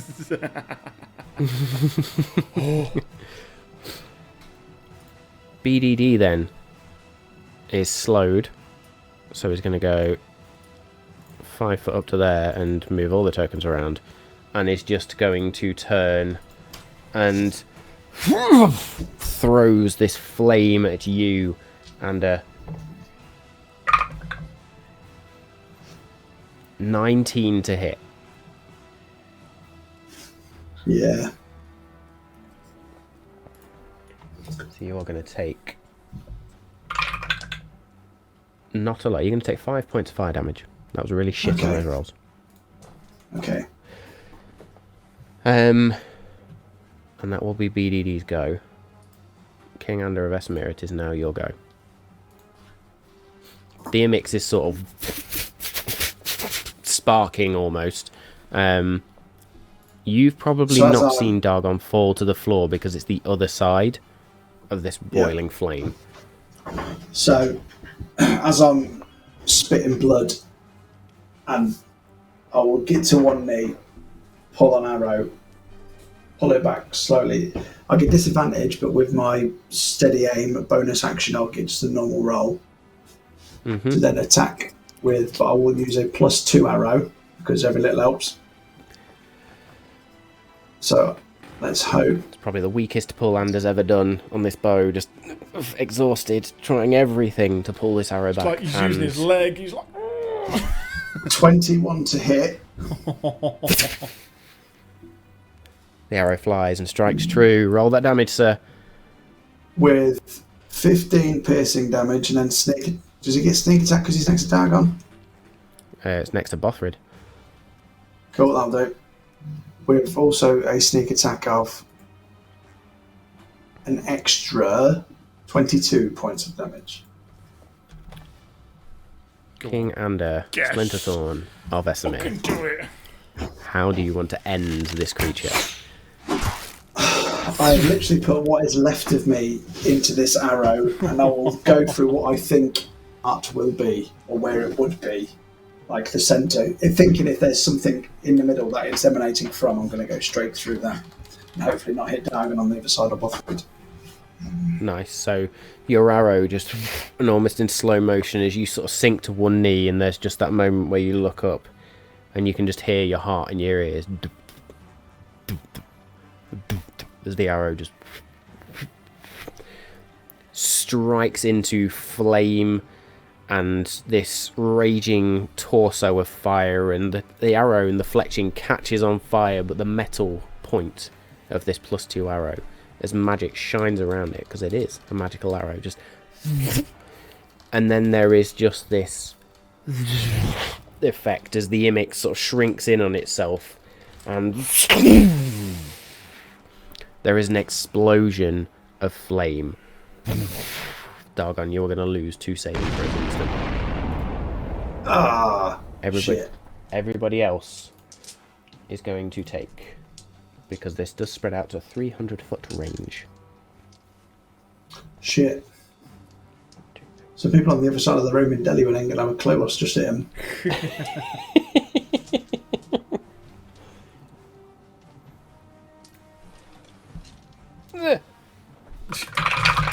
One jumped out. What was it? There's a lot of 2s in there. 2, 4, 6, 8, 10, Who do we appreciate? 11, 16, 20, 31 points of fire damage. Can I everyone. uncanny dodge it? Yes. I take 2, but I know, I is can't, that because can it I? was a melee attack? It's not a melee. Just confirming. I can't uncanny dodge, can I? Just call me in bluff. Say again. You've taken damage, Dargon, so it's instantly 2. No, it's not. It's Just 1 with an unless it's attack. a melee attack, and then it's a crit, and then it's double. Is it? If I understand it correctly. But I Let me can just understand double- I I am need so to- close it could be a melee, 2, 4, but yeah, if 6, it's just 8, damage, it's just 9, 1. 10. How much damage did I just say that was? 31. Thank you. 31 halved, 16 to Bothrid, 16 points of damage. Puts him on 87. Bothrid very bloodied. Very, very bloodied.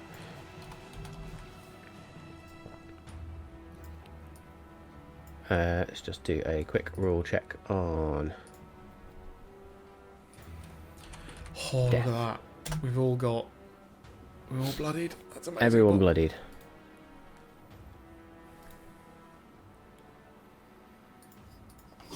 Death saving throws. As it's disappearing, and after it explodes and I'm not dead yet, I'd just like to go, fuck you, Asmodeus, as I'm just laying on the floor. You do know that In there's a still pool of two lemon blood. Barb's devils still in the room. Just FYI.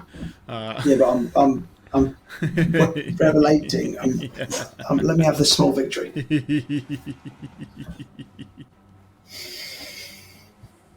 Now, they'll be dead after the explosion as well, won't they? Good shout. Yeah, no, you are right, Dargon. 1. Cool. Sweet. Take that So off. 1 death saving throw gone. Saving throw gone. As the Imix. And there is the lingering voice of Asmodeus for a minute as Ander just sort of there. Fuck you, Asmodeus.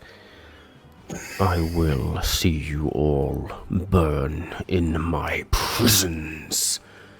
And no, keep it off screen. Keep it off screen. We are still in combat. Is BDD not dead and from that explosion? Immune to fire damage, unfortunately. What a cunt. Okay. So BDD's just there like, yep, what? It is then Bothrid's go. Bothrid is going to immediately, seeing people have dropped, cancel, and the water just sort of shrinks down, back down to a bead, and just drops down to the floor as he ends that spell immediately. So he's no longer concentrating on that bullshit. And casts Cancel Exhaustion and Restore Max HP. Bothrid then is going to, what has he got? Immediately run over here. 5, 10. Slide on his knees towards Dargon. And is going to cast the max level he can of Cure Wounds, which is a 3rd level. Smacks his hands around Dargon's face as his hands glow with this greenish light energy and just pumps in. Cool. I mean, I was just going to say, I'm guessing Bothrid doesn't know that Kirik can, you know, when he brings people back, it's just with the full amount, regardless. Bothrid sees you down. That's fine. Bothrid sees you down. I'm happy with Bothrid.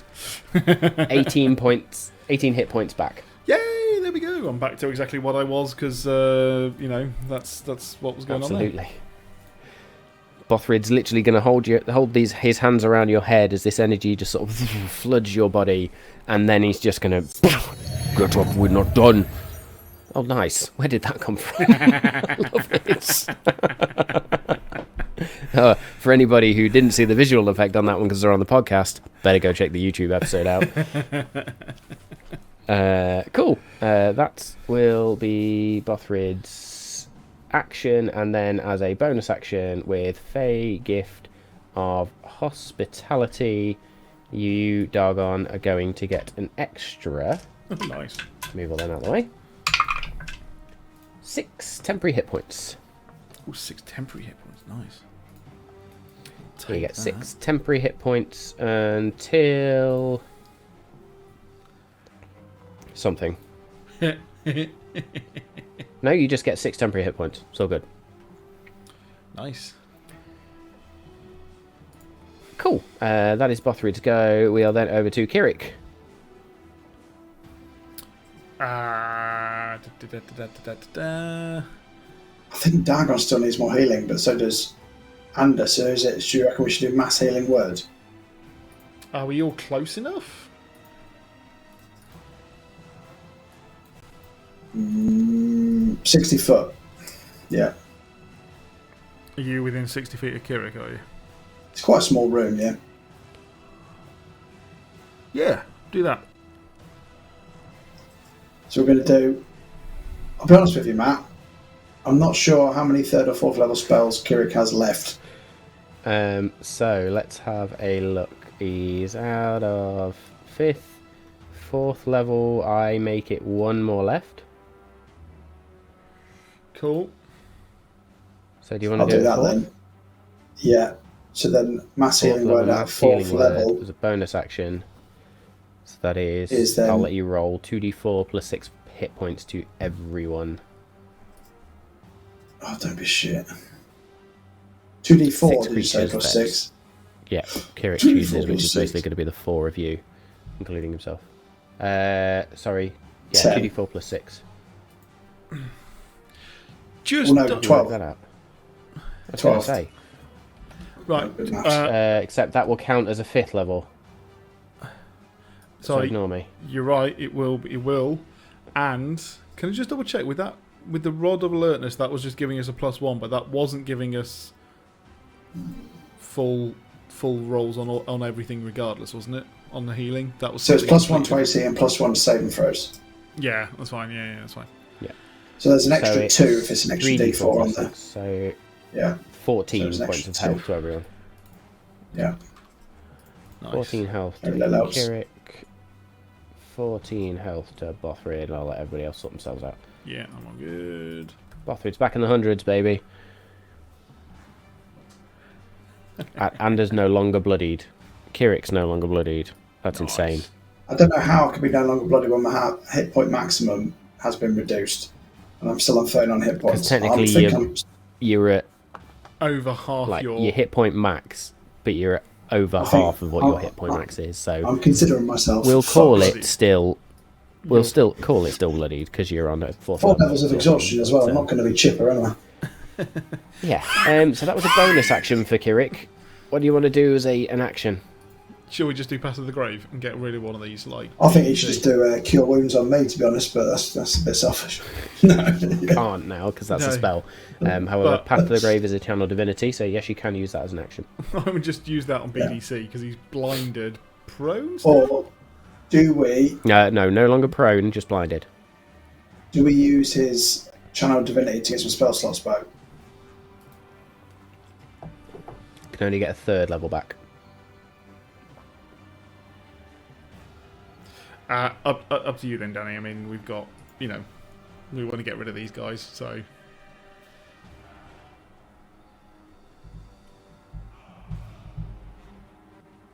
Gonna have to rush you. I'm going to say Path to the Grave on BDC. Let's do that. Path to the Grave on BDC. So, channel divinity. We can't do Hannah's Divine Power anyway, Boom. because it's a bonus action. Action to curse one creature. Who are you using Path to the Grave on? BDC. BDC. So, we're going to add the nice little cursed icon to this one as well, except I'm going to do the smart thing and attach it that way. So now, if I move, get on him. Oh, look at that. Look at that. Look at that. Although technically, I think I can do that and roll. This is like fucking attachment economy right now. There we go. Excrement. Anything else on Kirik's turn? Movement, or is he all good? Nah, you stay there. Fan dabby dozy. Doggone. You hit the ground for a moment and then there's just this warm... It feels like a warm summer's day. The light and the warmth that radiates through your body. And there's almost 2 whispered voices that in your mind just... Not yet, doggone. Stand. And you are prone currently, but your eyes flash open. You come to consciousness again to see Bothrid over you. Just, we're not done yet. I'll clasp his arm, pull myself up. I get up. And then I'll use 5 feet of my movement to move around there. Yep. CBDC, and I will then cast Guiding Bolt, realising that I'm not going to make it there. So Guiding Bolt at BDC, which is going to be this, the radiance just builds on the bottom of the sword and then just pulses straight towards BDC. So I shall roll, which I believe is advantage on the attack anyway. because he's blinded. No, I'm thinking the wrong thing. Let me just have a look. I think I've just got straight roll on this one. Attack rolls against this creature have advantage. So yeah. Oh, so I can roll again. Sweet. I shall roll again. That's better, because the first one was going to miss with a 2, and so that one is 19 plus 7, so 26 to hit. That's going to hit. Yeah, nice. Vulnerability to the damage. Vulnerability to the radiant damage. Nice. So 5d6 I'm just going to roll here on D&D Beyond, which is 20 points of radiant damage. Yeah, okay, this radiant damage just punches a hole through BDC, and you can see the radiant sort of... It's almost like it just begins to disintegrate as fire then begins to lick around the hole that it's created, and there's just this furnace of chaos just as BDC just sort of and disappears, and is gone. I will kind of look at Gone. the sword, like, quite impressed, like, damn. Don't fall again, Dargon. Oh, that one needed to go down. Glad it was gone when I woke up. I am then going to move, stumbling further forward, so then going to do 5, 10, which will be all of my movement. All of your movement, yep. So, and I'm just going to, again, just look at BDD and just sort of, point the same. And BDD, as it's its turn now, is just going to... In fact, we should have done... I'll also bonus action healing light myself for a d6. BDD is no longer slowed. I'm going to point that out right now. Okie doke. Because I forgot to do that last time. So we'll do that quickly. And then BDD is not going to move anyway, but is still going to just turn and is going to throw 2 bouts of flame at you, Dargon.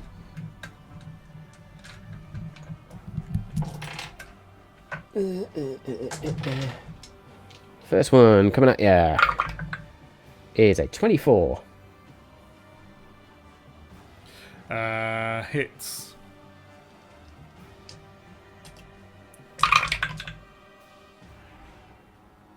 Maths. 8 points of fire damage. Okay. Second one misses with a 9.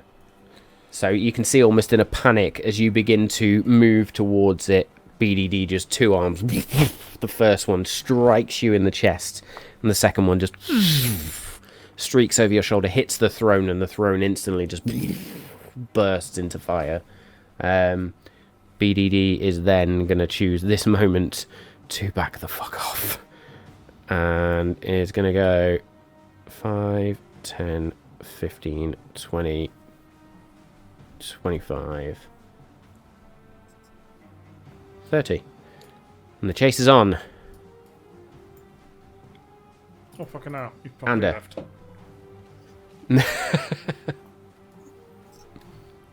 Where are you going? 5. Oh no, I'm moving the buddies.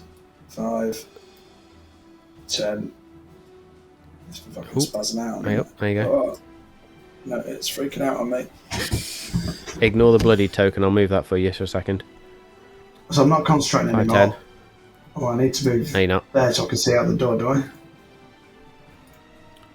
Yes. And then technically I can't use steady aim now, so it's going to be disadvantage on the Yep.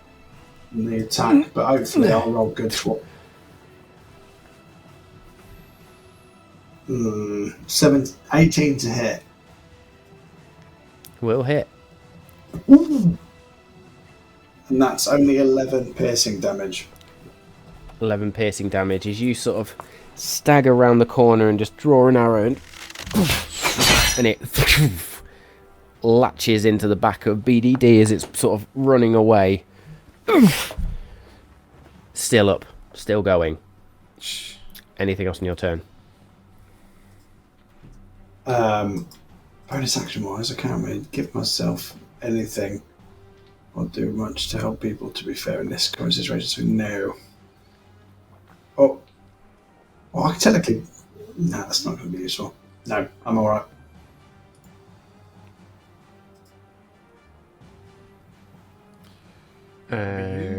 Okay then, it is then Bothrid's go.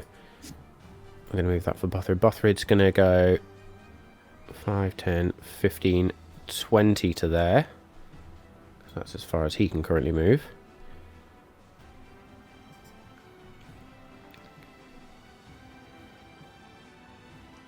Excellent. And then Bothrid is just going to reach a hand forward. You go nowhere. And it's almost like the ground underneath BDD just cracks and inward as Bothrid is going to cast Magnify Gravity at 3rd level. That's going to be a Constitution saving throw from BDD, which is double 4s for a grand total of... What is that? A grand total of 11, which is not going to be enough. So it's going to take 4d8 force damage. 21 points of force damage. Yeah, okay. 21 points of force damage as this creature is just sort of pulled towards the floor, and you can see it almost just trying to sort of stand up as gravity is just concentrated in that area. But does stand up, there is this hot, boiling blood pissing everywhere out of BDD. It is staggering around. It cannot do a lot. What have we got in terms of bonus actions for Bothrid? Not a fucking lot.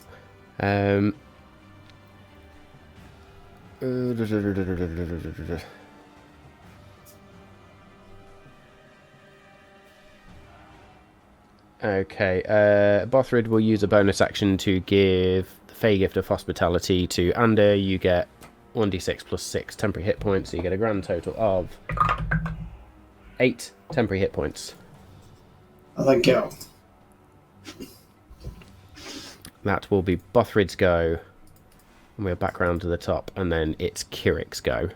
Kirik cannot see this creature right now. Yeah, I'm just going to draw out. Big long ruler. Yeah, okay, so, oh god, delete that now. So that will be move to there, so that'll be 5, 10, 15, and he should be able to see. Yes. 55 feet away, and Danny, if you agree, Sacred Flame? Cantrip? That's radiant damage, isn't it? It's a cantrip, So, yeah. radiant damage, and it's quite a lot for a cantrip. So that'll be a dexterity saving throw from him.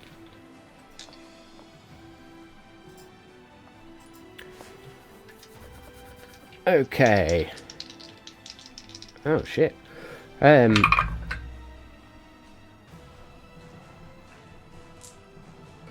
very enough. That is an 18. So that is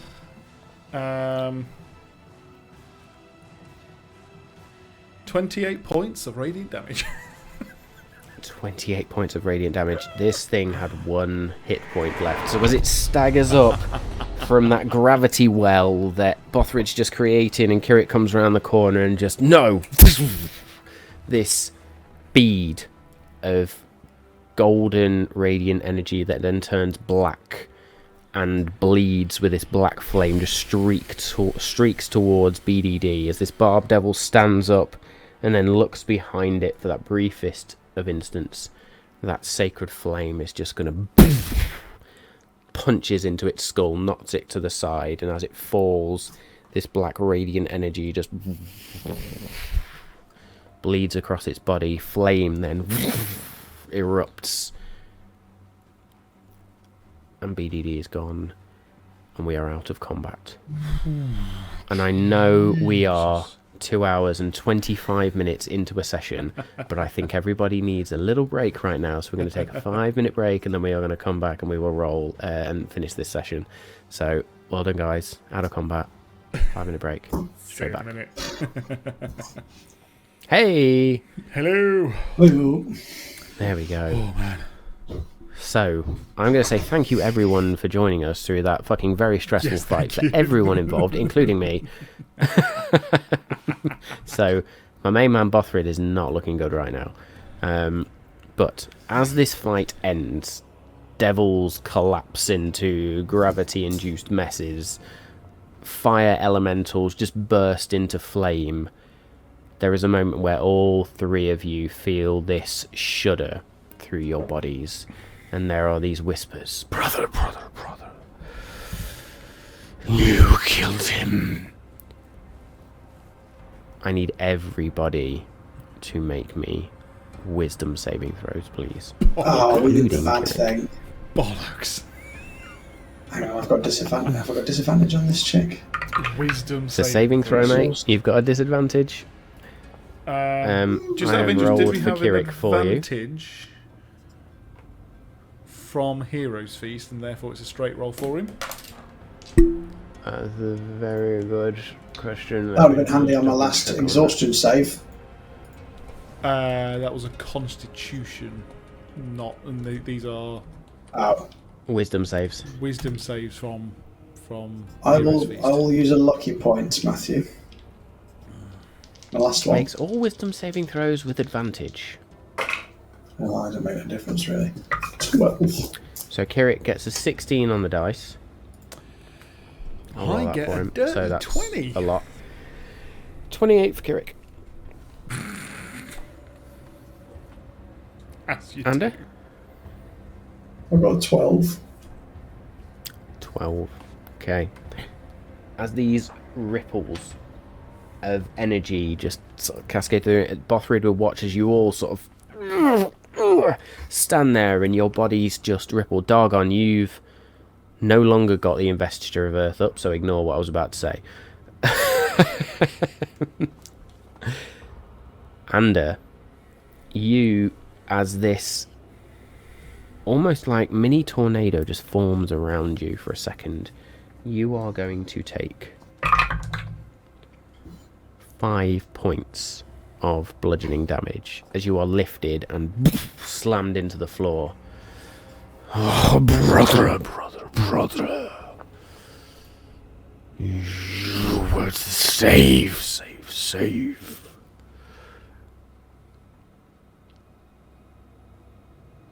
I thought we would free him the same way we freed you. Ander says with a thought very we were doing strained the right voice thing. as he sort of stands. The spirit that resides within you, and you can feel the brand, the tattoo itch, is the Yancy bin, I believe it is for you. Yep. You should have asked. Oh, bother. We could have stopped it. We could have bartered. No, you destroyed humanity and all its corruption. Creatures, mortals. I will not have it. I will not have my brothers torn from me like this. Your arm is going to burn. And there is going to be this moment where this streak of air just shoots into the air, and you see that form, that figure. I need you to remove me the tattoo, please. Fucking Okay. hell. As this creature is just going to be there. If you will not help, then I will not be a part of whatever fight is to come. I will go my own way, free at last.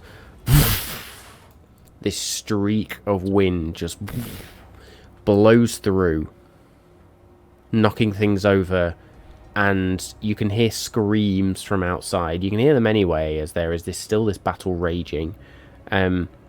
But then there is this storm that just forms for the briefest of seconds. You can see it outside of the broken windows, this huge great dust storm just... and then it's gone.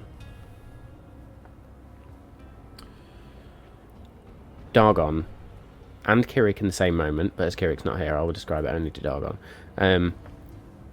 Your arm itches something chronic, and you can feel something trying to crawl its way out of you. But you just... Sorry, what was your wisdom saving throw? Dirty 20. Dirty 20, yeah. I was just making sure. I thought I'd fucked up for a minute there. I rolled a 19. It's like the best thing I could ever do. Yeah. You smack your hand to your arm, and you can just feel this being within you. Release me. Release me. Why now? Why? Ah. You are no longer worthy of our power. You destroy. I need another wisdom saving throw from please, sir. Okay. And we'll get Kirik to make one. Yeah. No, I'll do it Kirik's wasn't- for you. So it wasn't as good. Couldn't really beat 15. You do that with advantage, don't forget. I know. It was a 6 and a 14. So. Bothrid. Yeah, sorry, Bothrid. Kirik gets a fucking 29. So 16, you say? Yeah. 50. You grip your arm tight enough so the point where you bruise your own skin. And in your mind, there is this battle raging between you and rocks. That's the only way you can describe it. Just tumbling rocks that feel like they are trying to batter their way out of your head. And And as you sort of fall to the ground, you look and see in this moment as Kirik is doing the same, just sort of holding his arm and at the same time wincing in pain. As the two of you then shudder. You will not always control us. We will test you till the end. And you have no idea any of this is going on, apart from the fact your friends have obviously been holding their arms, wincing in pain, and just sort of writhing around. Bothrid is sort of just looking around distraught. You, however, do feel that distinct sense of loss. I don't understand why now. Doesn't make sense. I try and look around, see if I can see if Kirik's struggling with it, and presumably do. You do see Kirik struggling with it, but there's a moment where he just twists his head and he stands shakily and just reaches out an arm towards you, Dargon, lifts you to your feet.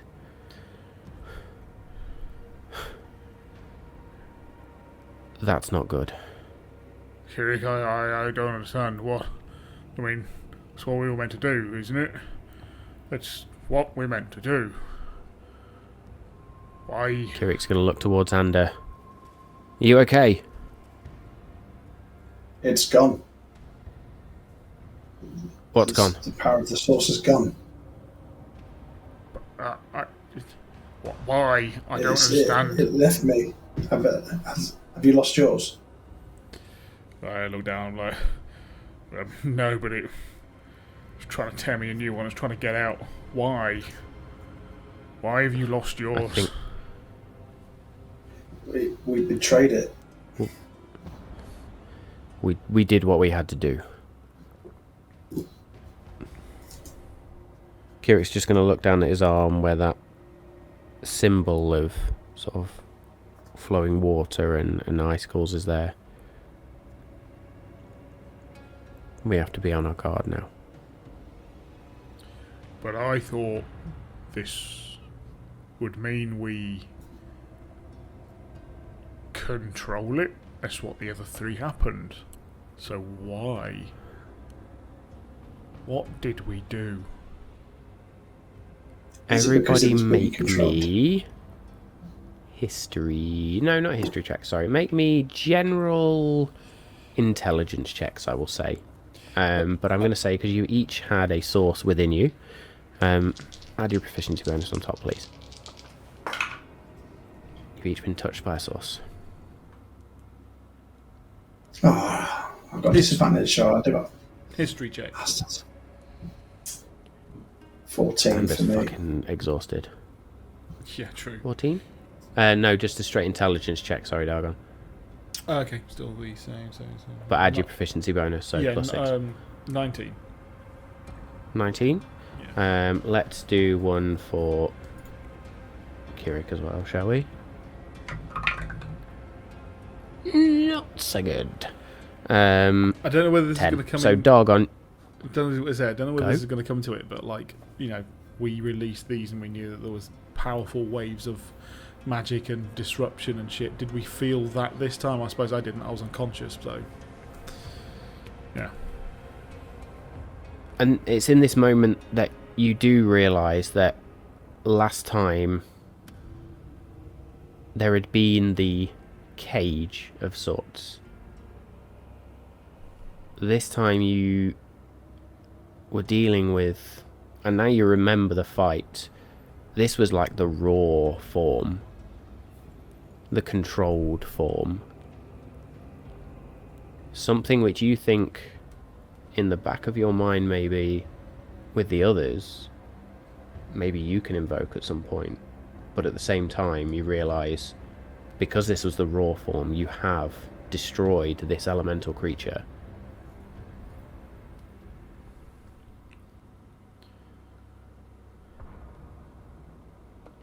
And in doing so angered the very beings that reside inside you. Oh, what? What have we done? But if we needed all 4 to save or destroy Nylin, what does it mean that one has left me and the other is gone? I'm not sure we needed them to save. I think they were the bargaining chips or the raw power. And we just let one go. And removed one. But he had that one I'd already. get the feeling back.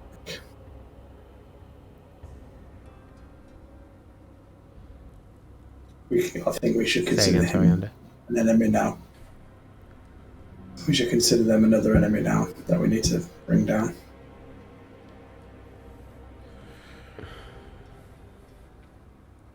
Dargon just drops to 1 knee at this point.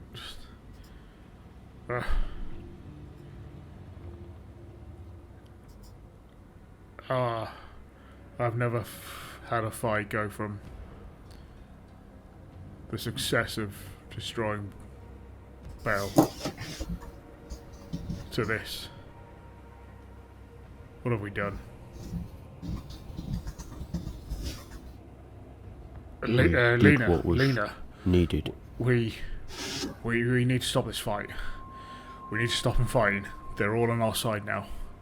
And if they're not, they need to be wiped out. We need to get out. Dagon, I can't leave this room. I won't make it to the end of the corridor. Can we If get there's a message? anybody past that door, Can anyone? Who is?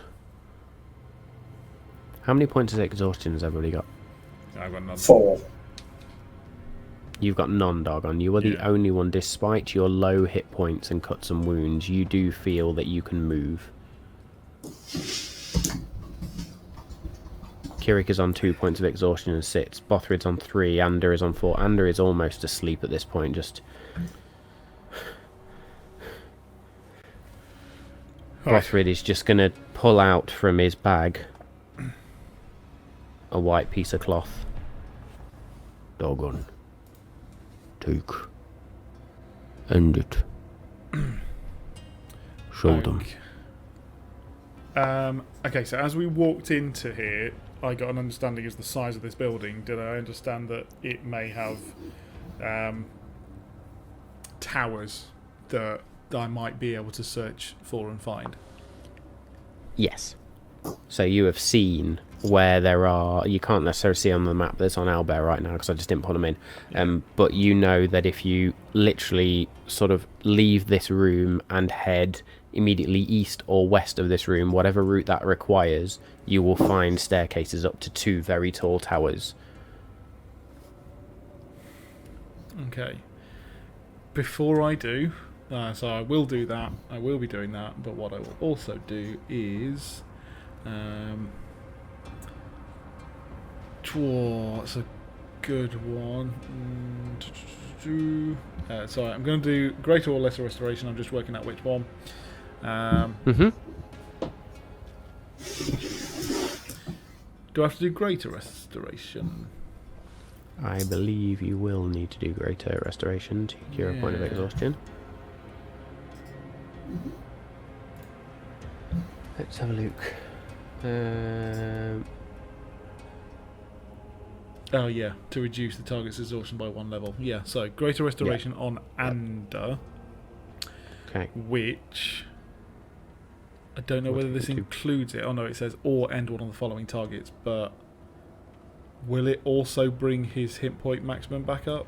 Or No, you have to choose between the point of exhaustion or the hit point. Sorry, no. If it's the point of exhaustion, yes, it will bring his hit point maximum back up because the point of exhaustion does that. Yeah. So I'll do that. That's 2 charges, and that will be towards Ander. So Dalgan's going to reach out with a blade and just sort of place it against. Excuse me, place it against you, Ander, and there is just this flash of light. when I took off my hit point maximum override, it then also gave me loads of HP, which it shouldn't have done. Should it? So I'm going to say knock yourself down to about... What were you on previous to that? Sorry. Well, I think you're on like 35 You're out of about 70. 30. Yeah, 35. Yeah. So that's what I'm going to say. Knock yourself down to about 35. Yeah. And then I'll be like,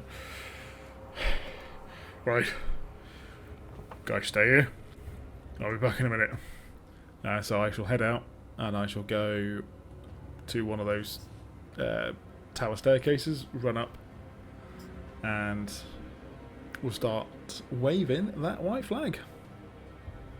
Excellent. And while you're doing that, Bothrid is just going to sort of hold out a hand, and just this spirit of a bear begins to walk around the group. And everybody is going to get, at a first level healing spirit, 1d6 hit points back. It's going to be a grand total of 1. There we go. Oh, do you know what? I'm a fucking moron. I get 1d6 hit points back at the start of each of my turns because of my cloak. You do, mate. You do. What a time to remember that. What a time to remember. It is. Oh, remember it for the next time. I So, blame Dargon, that. you sort I of... blame being distracted by Kirik's sheet. That's what I blame that on. Of course. You stagger up the stairs, just sort of... And then you have this white flag. You just grab a staff from somewhere, and as a... I'm going to say as a soldier of River's End runs up to you, you just sort of somehow find the strength to just grab them and throw them to the side, and then wrap this white flag and just begin to wave it. And you see in the distance as Deimos looks up. I mean, I will make sure that, because I think I was given a cloak sort of wrapping, so I'll also rip that off, so therefore I will glow, hold the sword high and the staff in the other arm, so that I am a beacon to that army now. Excellent. So as the cloak comes off, and there is just this golden glow from the ramparts, and this white flag gets waved. Oh, fuck it, I'm also going to cast light on the cloth. Nice. Big fucking Belisha beacon in the middle of the day, which is still dark because of all the clouds that are over the top. I'm going to say in this moment those clouds do break apart slightly, and this shining light just shines down upon Dargon. And the defenders of River's End all stop their attack. They defend themselves, but no longer attack, no longer go for wounding strikes where they are engaged in hand-to-hand combat. And then there is a moment where Deimos looks up at you, disappears for a moment, and then reappears next to you and catches you as you sort of sink back. Whoa!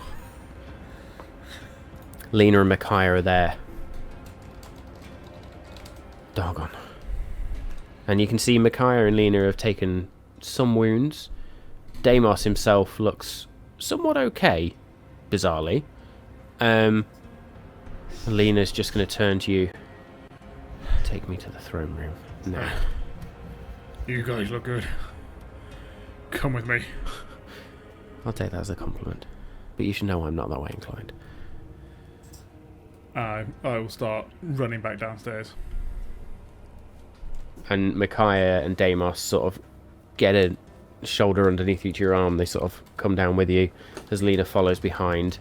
And you can see defenders, not defenders, the soldiers of Deluin now sort of approaching and seeing you, and then look towards the throne room where they're at the bottom of the stairs, see the empty throne, see the bodies strewn around and the flames, and they lower their weapons and then look towards you. The Lord Erendriel. He was not Erendriel. No, he hasn't been for months. Ever since he changed and been a bastard. He wasn't him. What? He was dead. Well, what are we to do? The city has fallen. No, the city will rise again, with this one leading you. Lena's just going to walk up to him and... Get it together, soldier. Tell your forces the battle is won. Well, For you, the battle is lost. But the twin cities unite again. Lena is on the throne. Go. Spread the word. Not one more drop of blood shall be shed in this city in my name. Is that clear? Yes, my... Yes, my queen. Sorry. I will do so right away. And the soldier sprints off. And there is maybe 10 minutes or so. And then there is just this almighty horn blast. And for anybody that would be outside the city, all of the soldiers of River's End, Deluin even, get my cities confused, lay down their arms, and the defenders, where they're in combat, would sort of bring out double-bladed quarterstaffs and scimitars, and then, in the true elven fashion, sort of flourish them back and sheathe them, and hold out their arms to their brethren. There are small skirmishes here and there as soldiers do not believe their ears, what they're hearing, what they're seeing. But there is no more bloodshed. People are rounded up, people are captured. And all in all, the city becomes calm once again. And over the period of hours, as you are helped up by various defenders and out of the keep and around the walls just to oversee everything, and people walk with you. Eventually, banners are lowered and re-raised as the symbol of Deluin itself is removed, and a new banner rises. A banner that has not flown in this city for generations, but a banner of the twin cities. And I think that probably the perfect place for us to end this week. So, thank you very much. I appreciate there was a little bit of a rush at the end there just to close the episode out, but fitting enough, ready for us to start next week and see what happens in the aftermath of this epic battle. See how many defenders remain, see what the soldiers of Deluin are, what state they're in, see how our heroes fare and what needs to go on now that they have suffered exhaustion, dealt with this strange occurrence to do with elemental beings that turns out they never really truly controlled as such, may not still control. And what will one Lord of the Nine now do that a great weapon and a great source of power of his has been destroyed?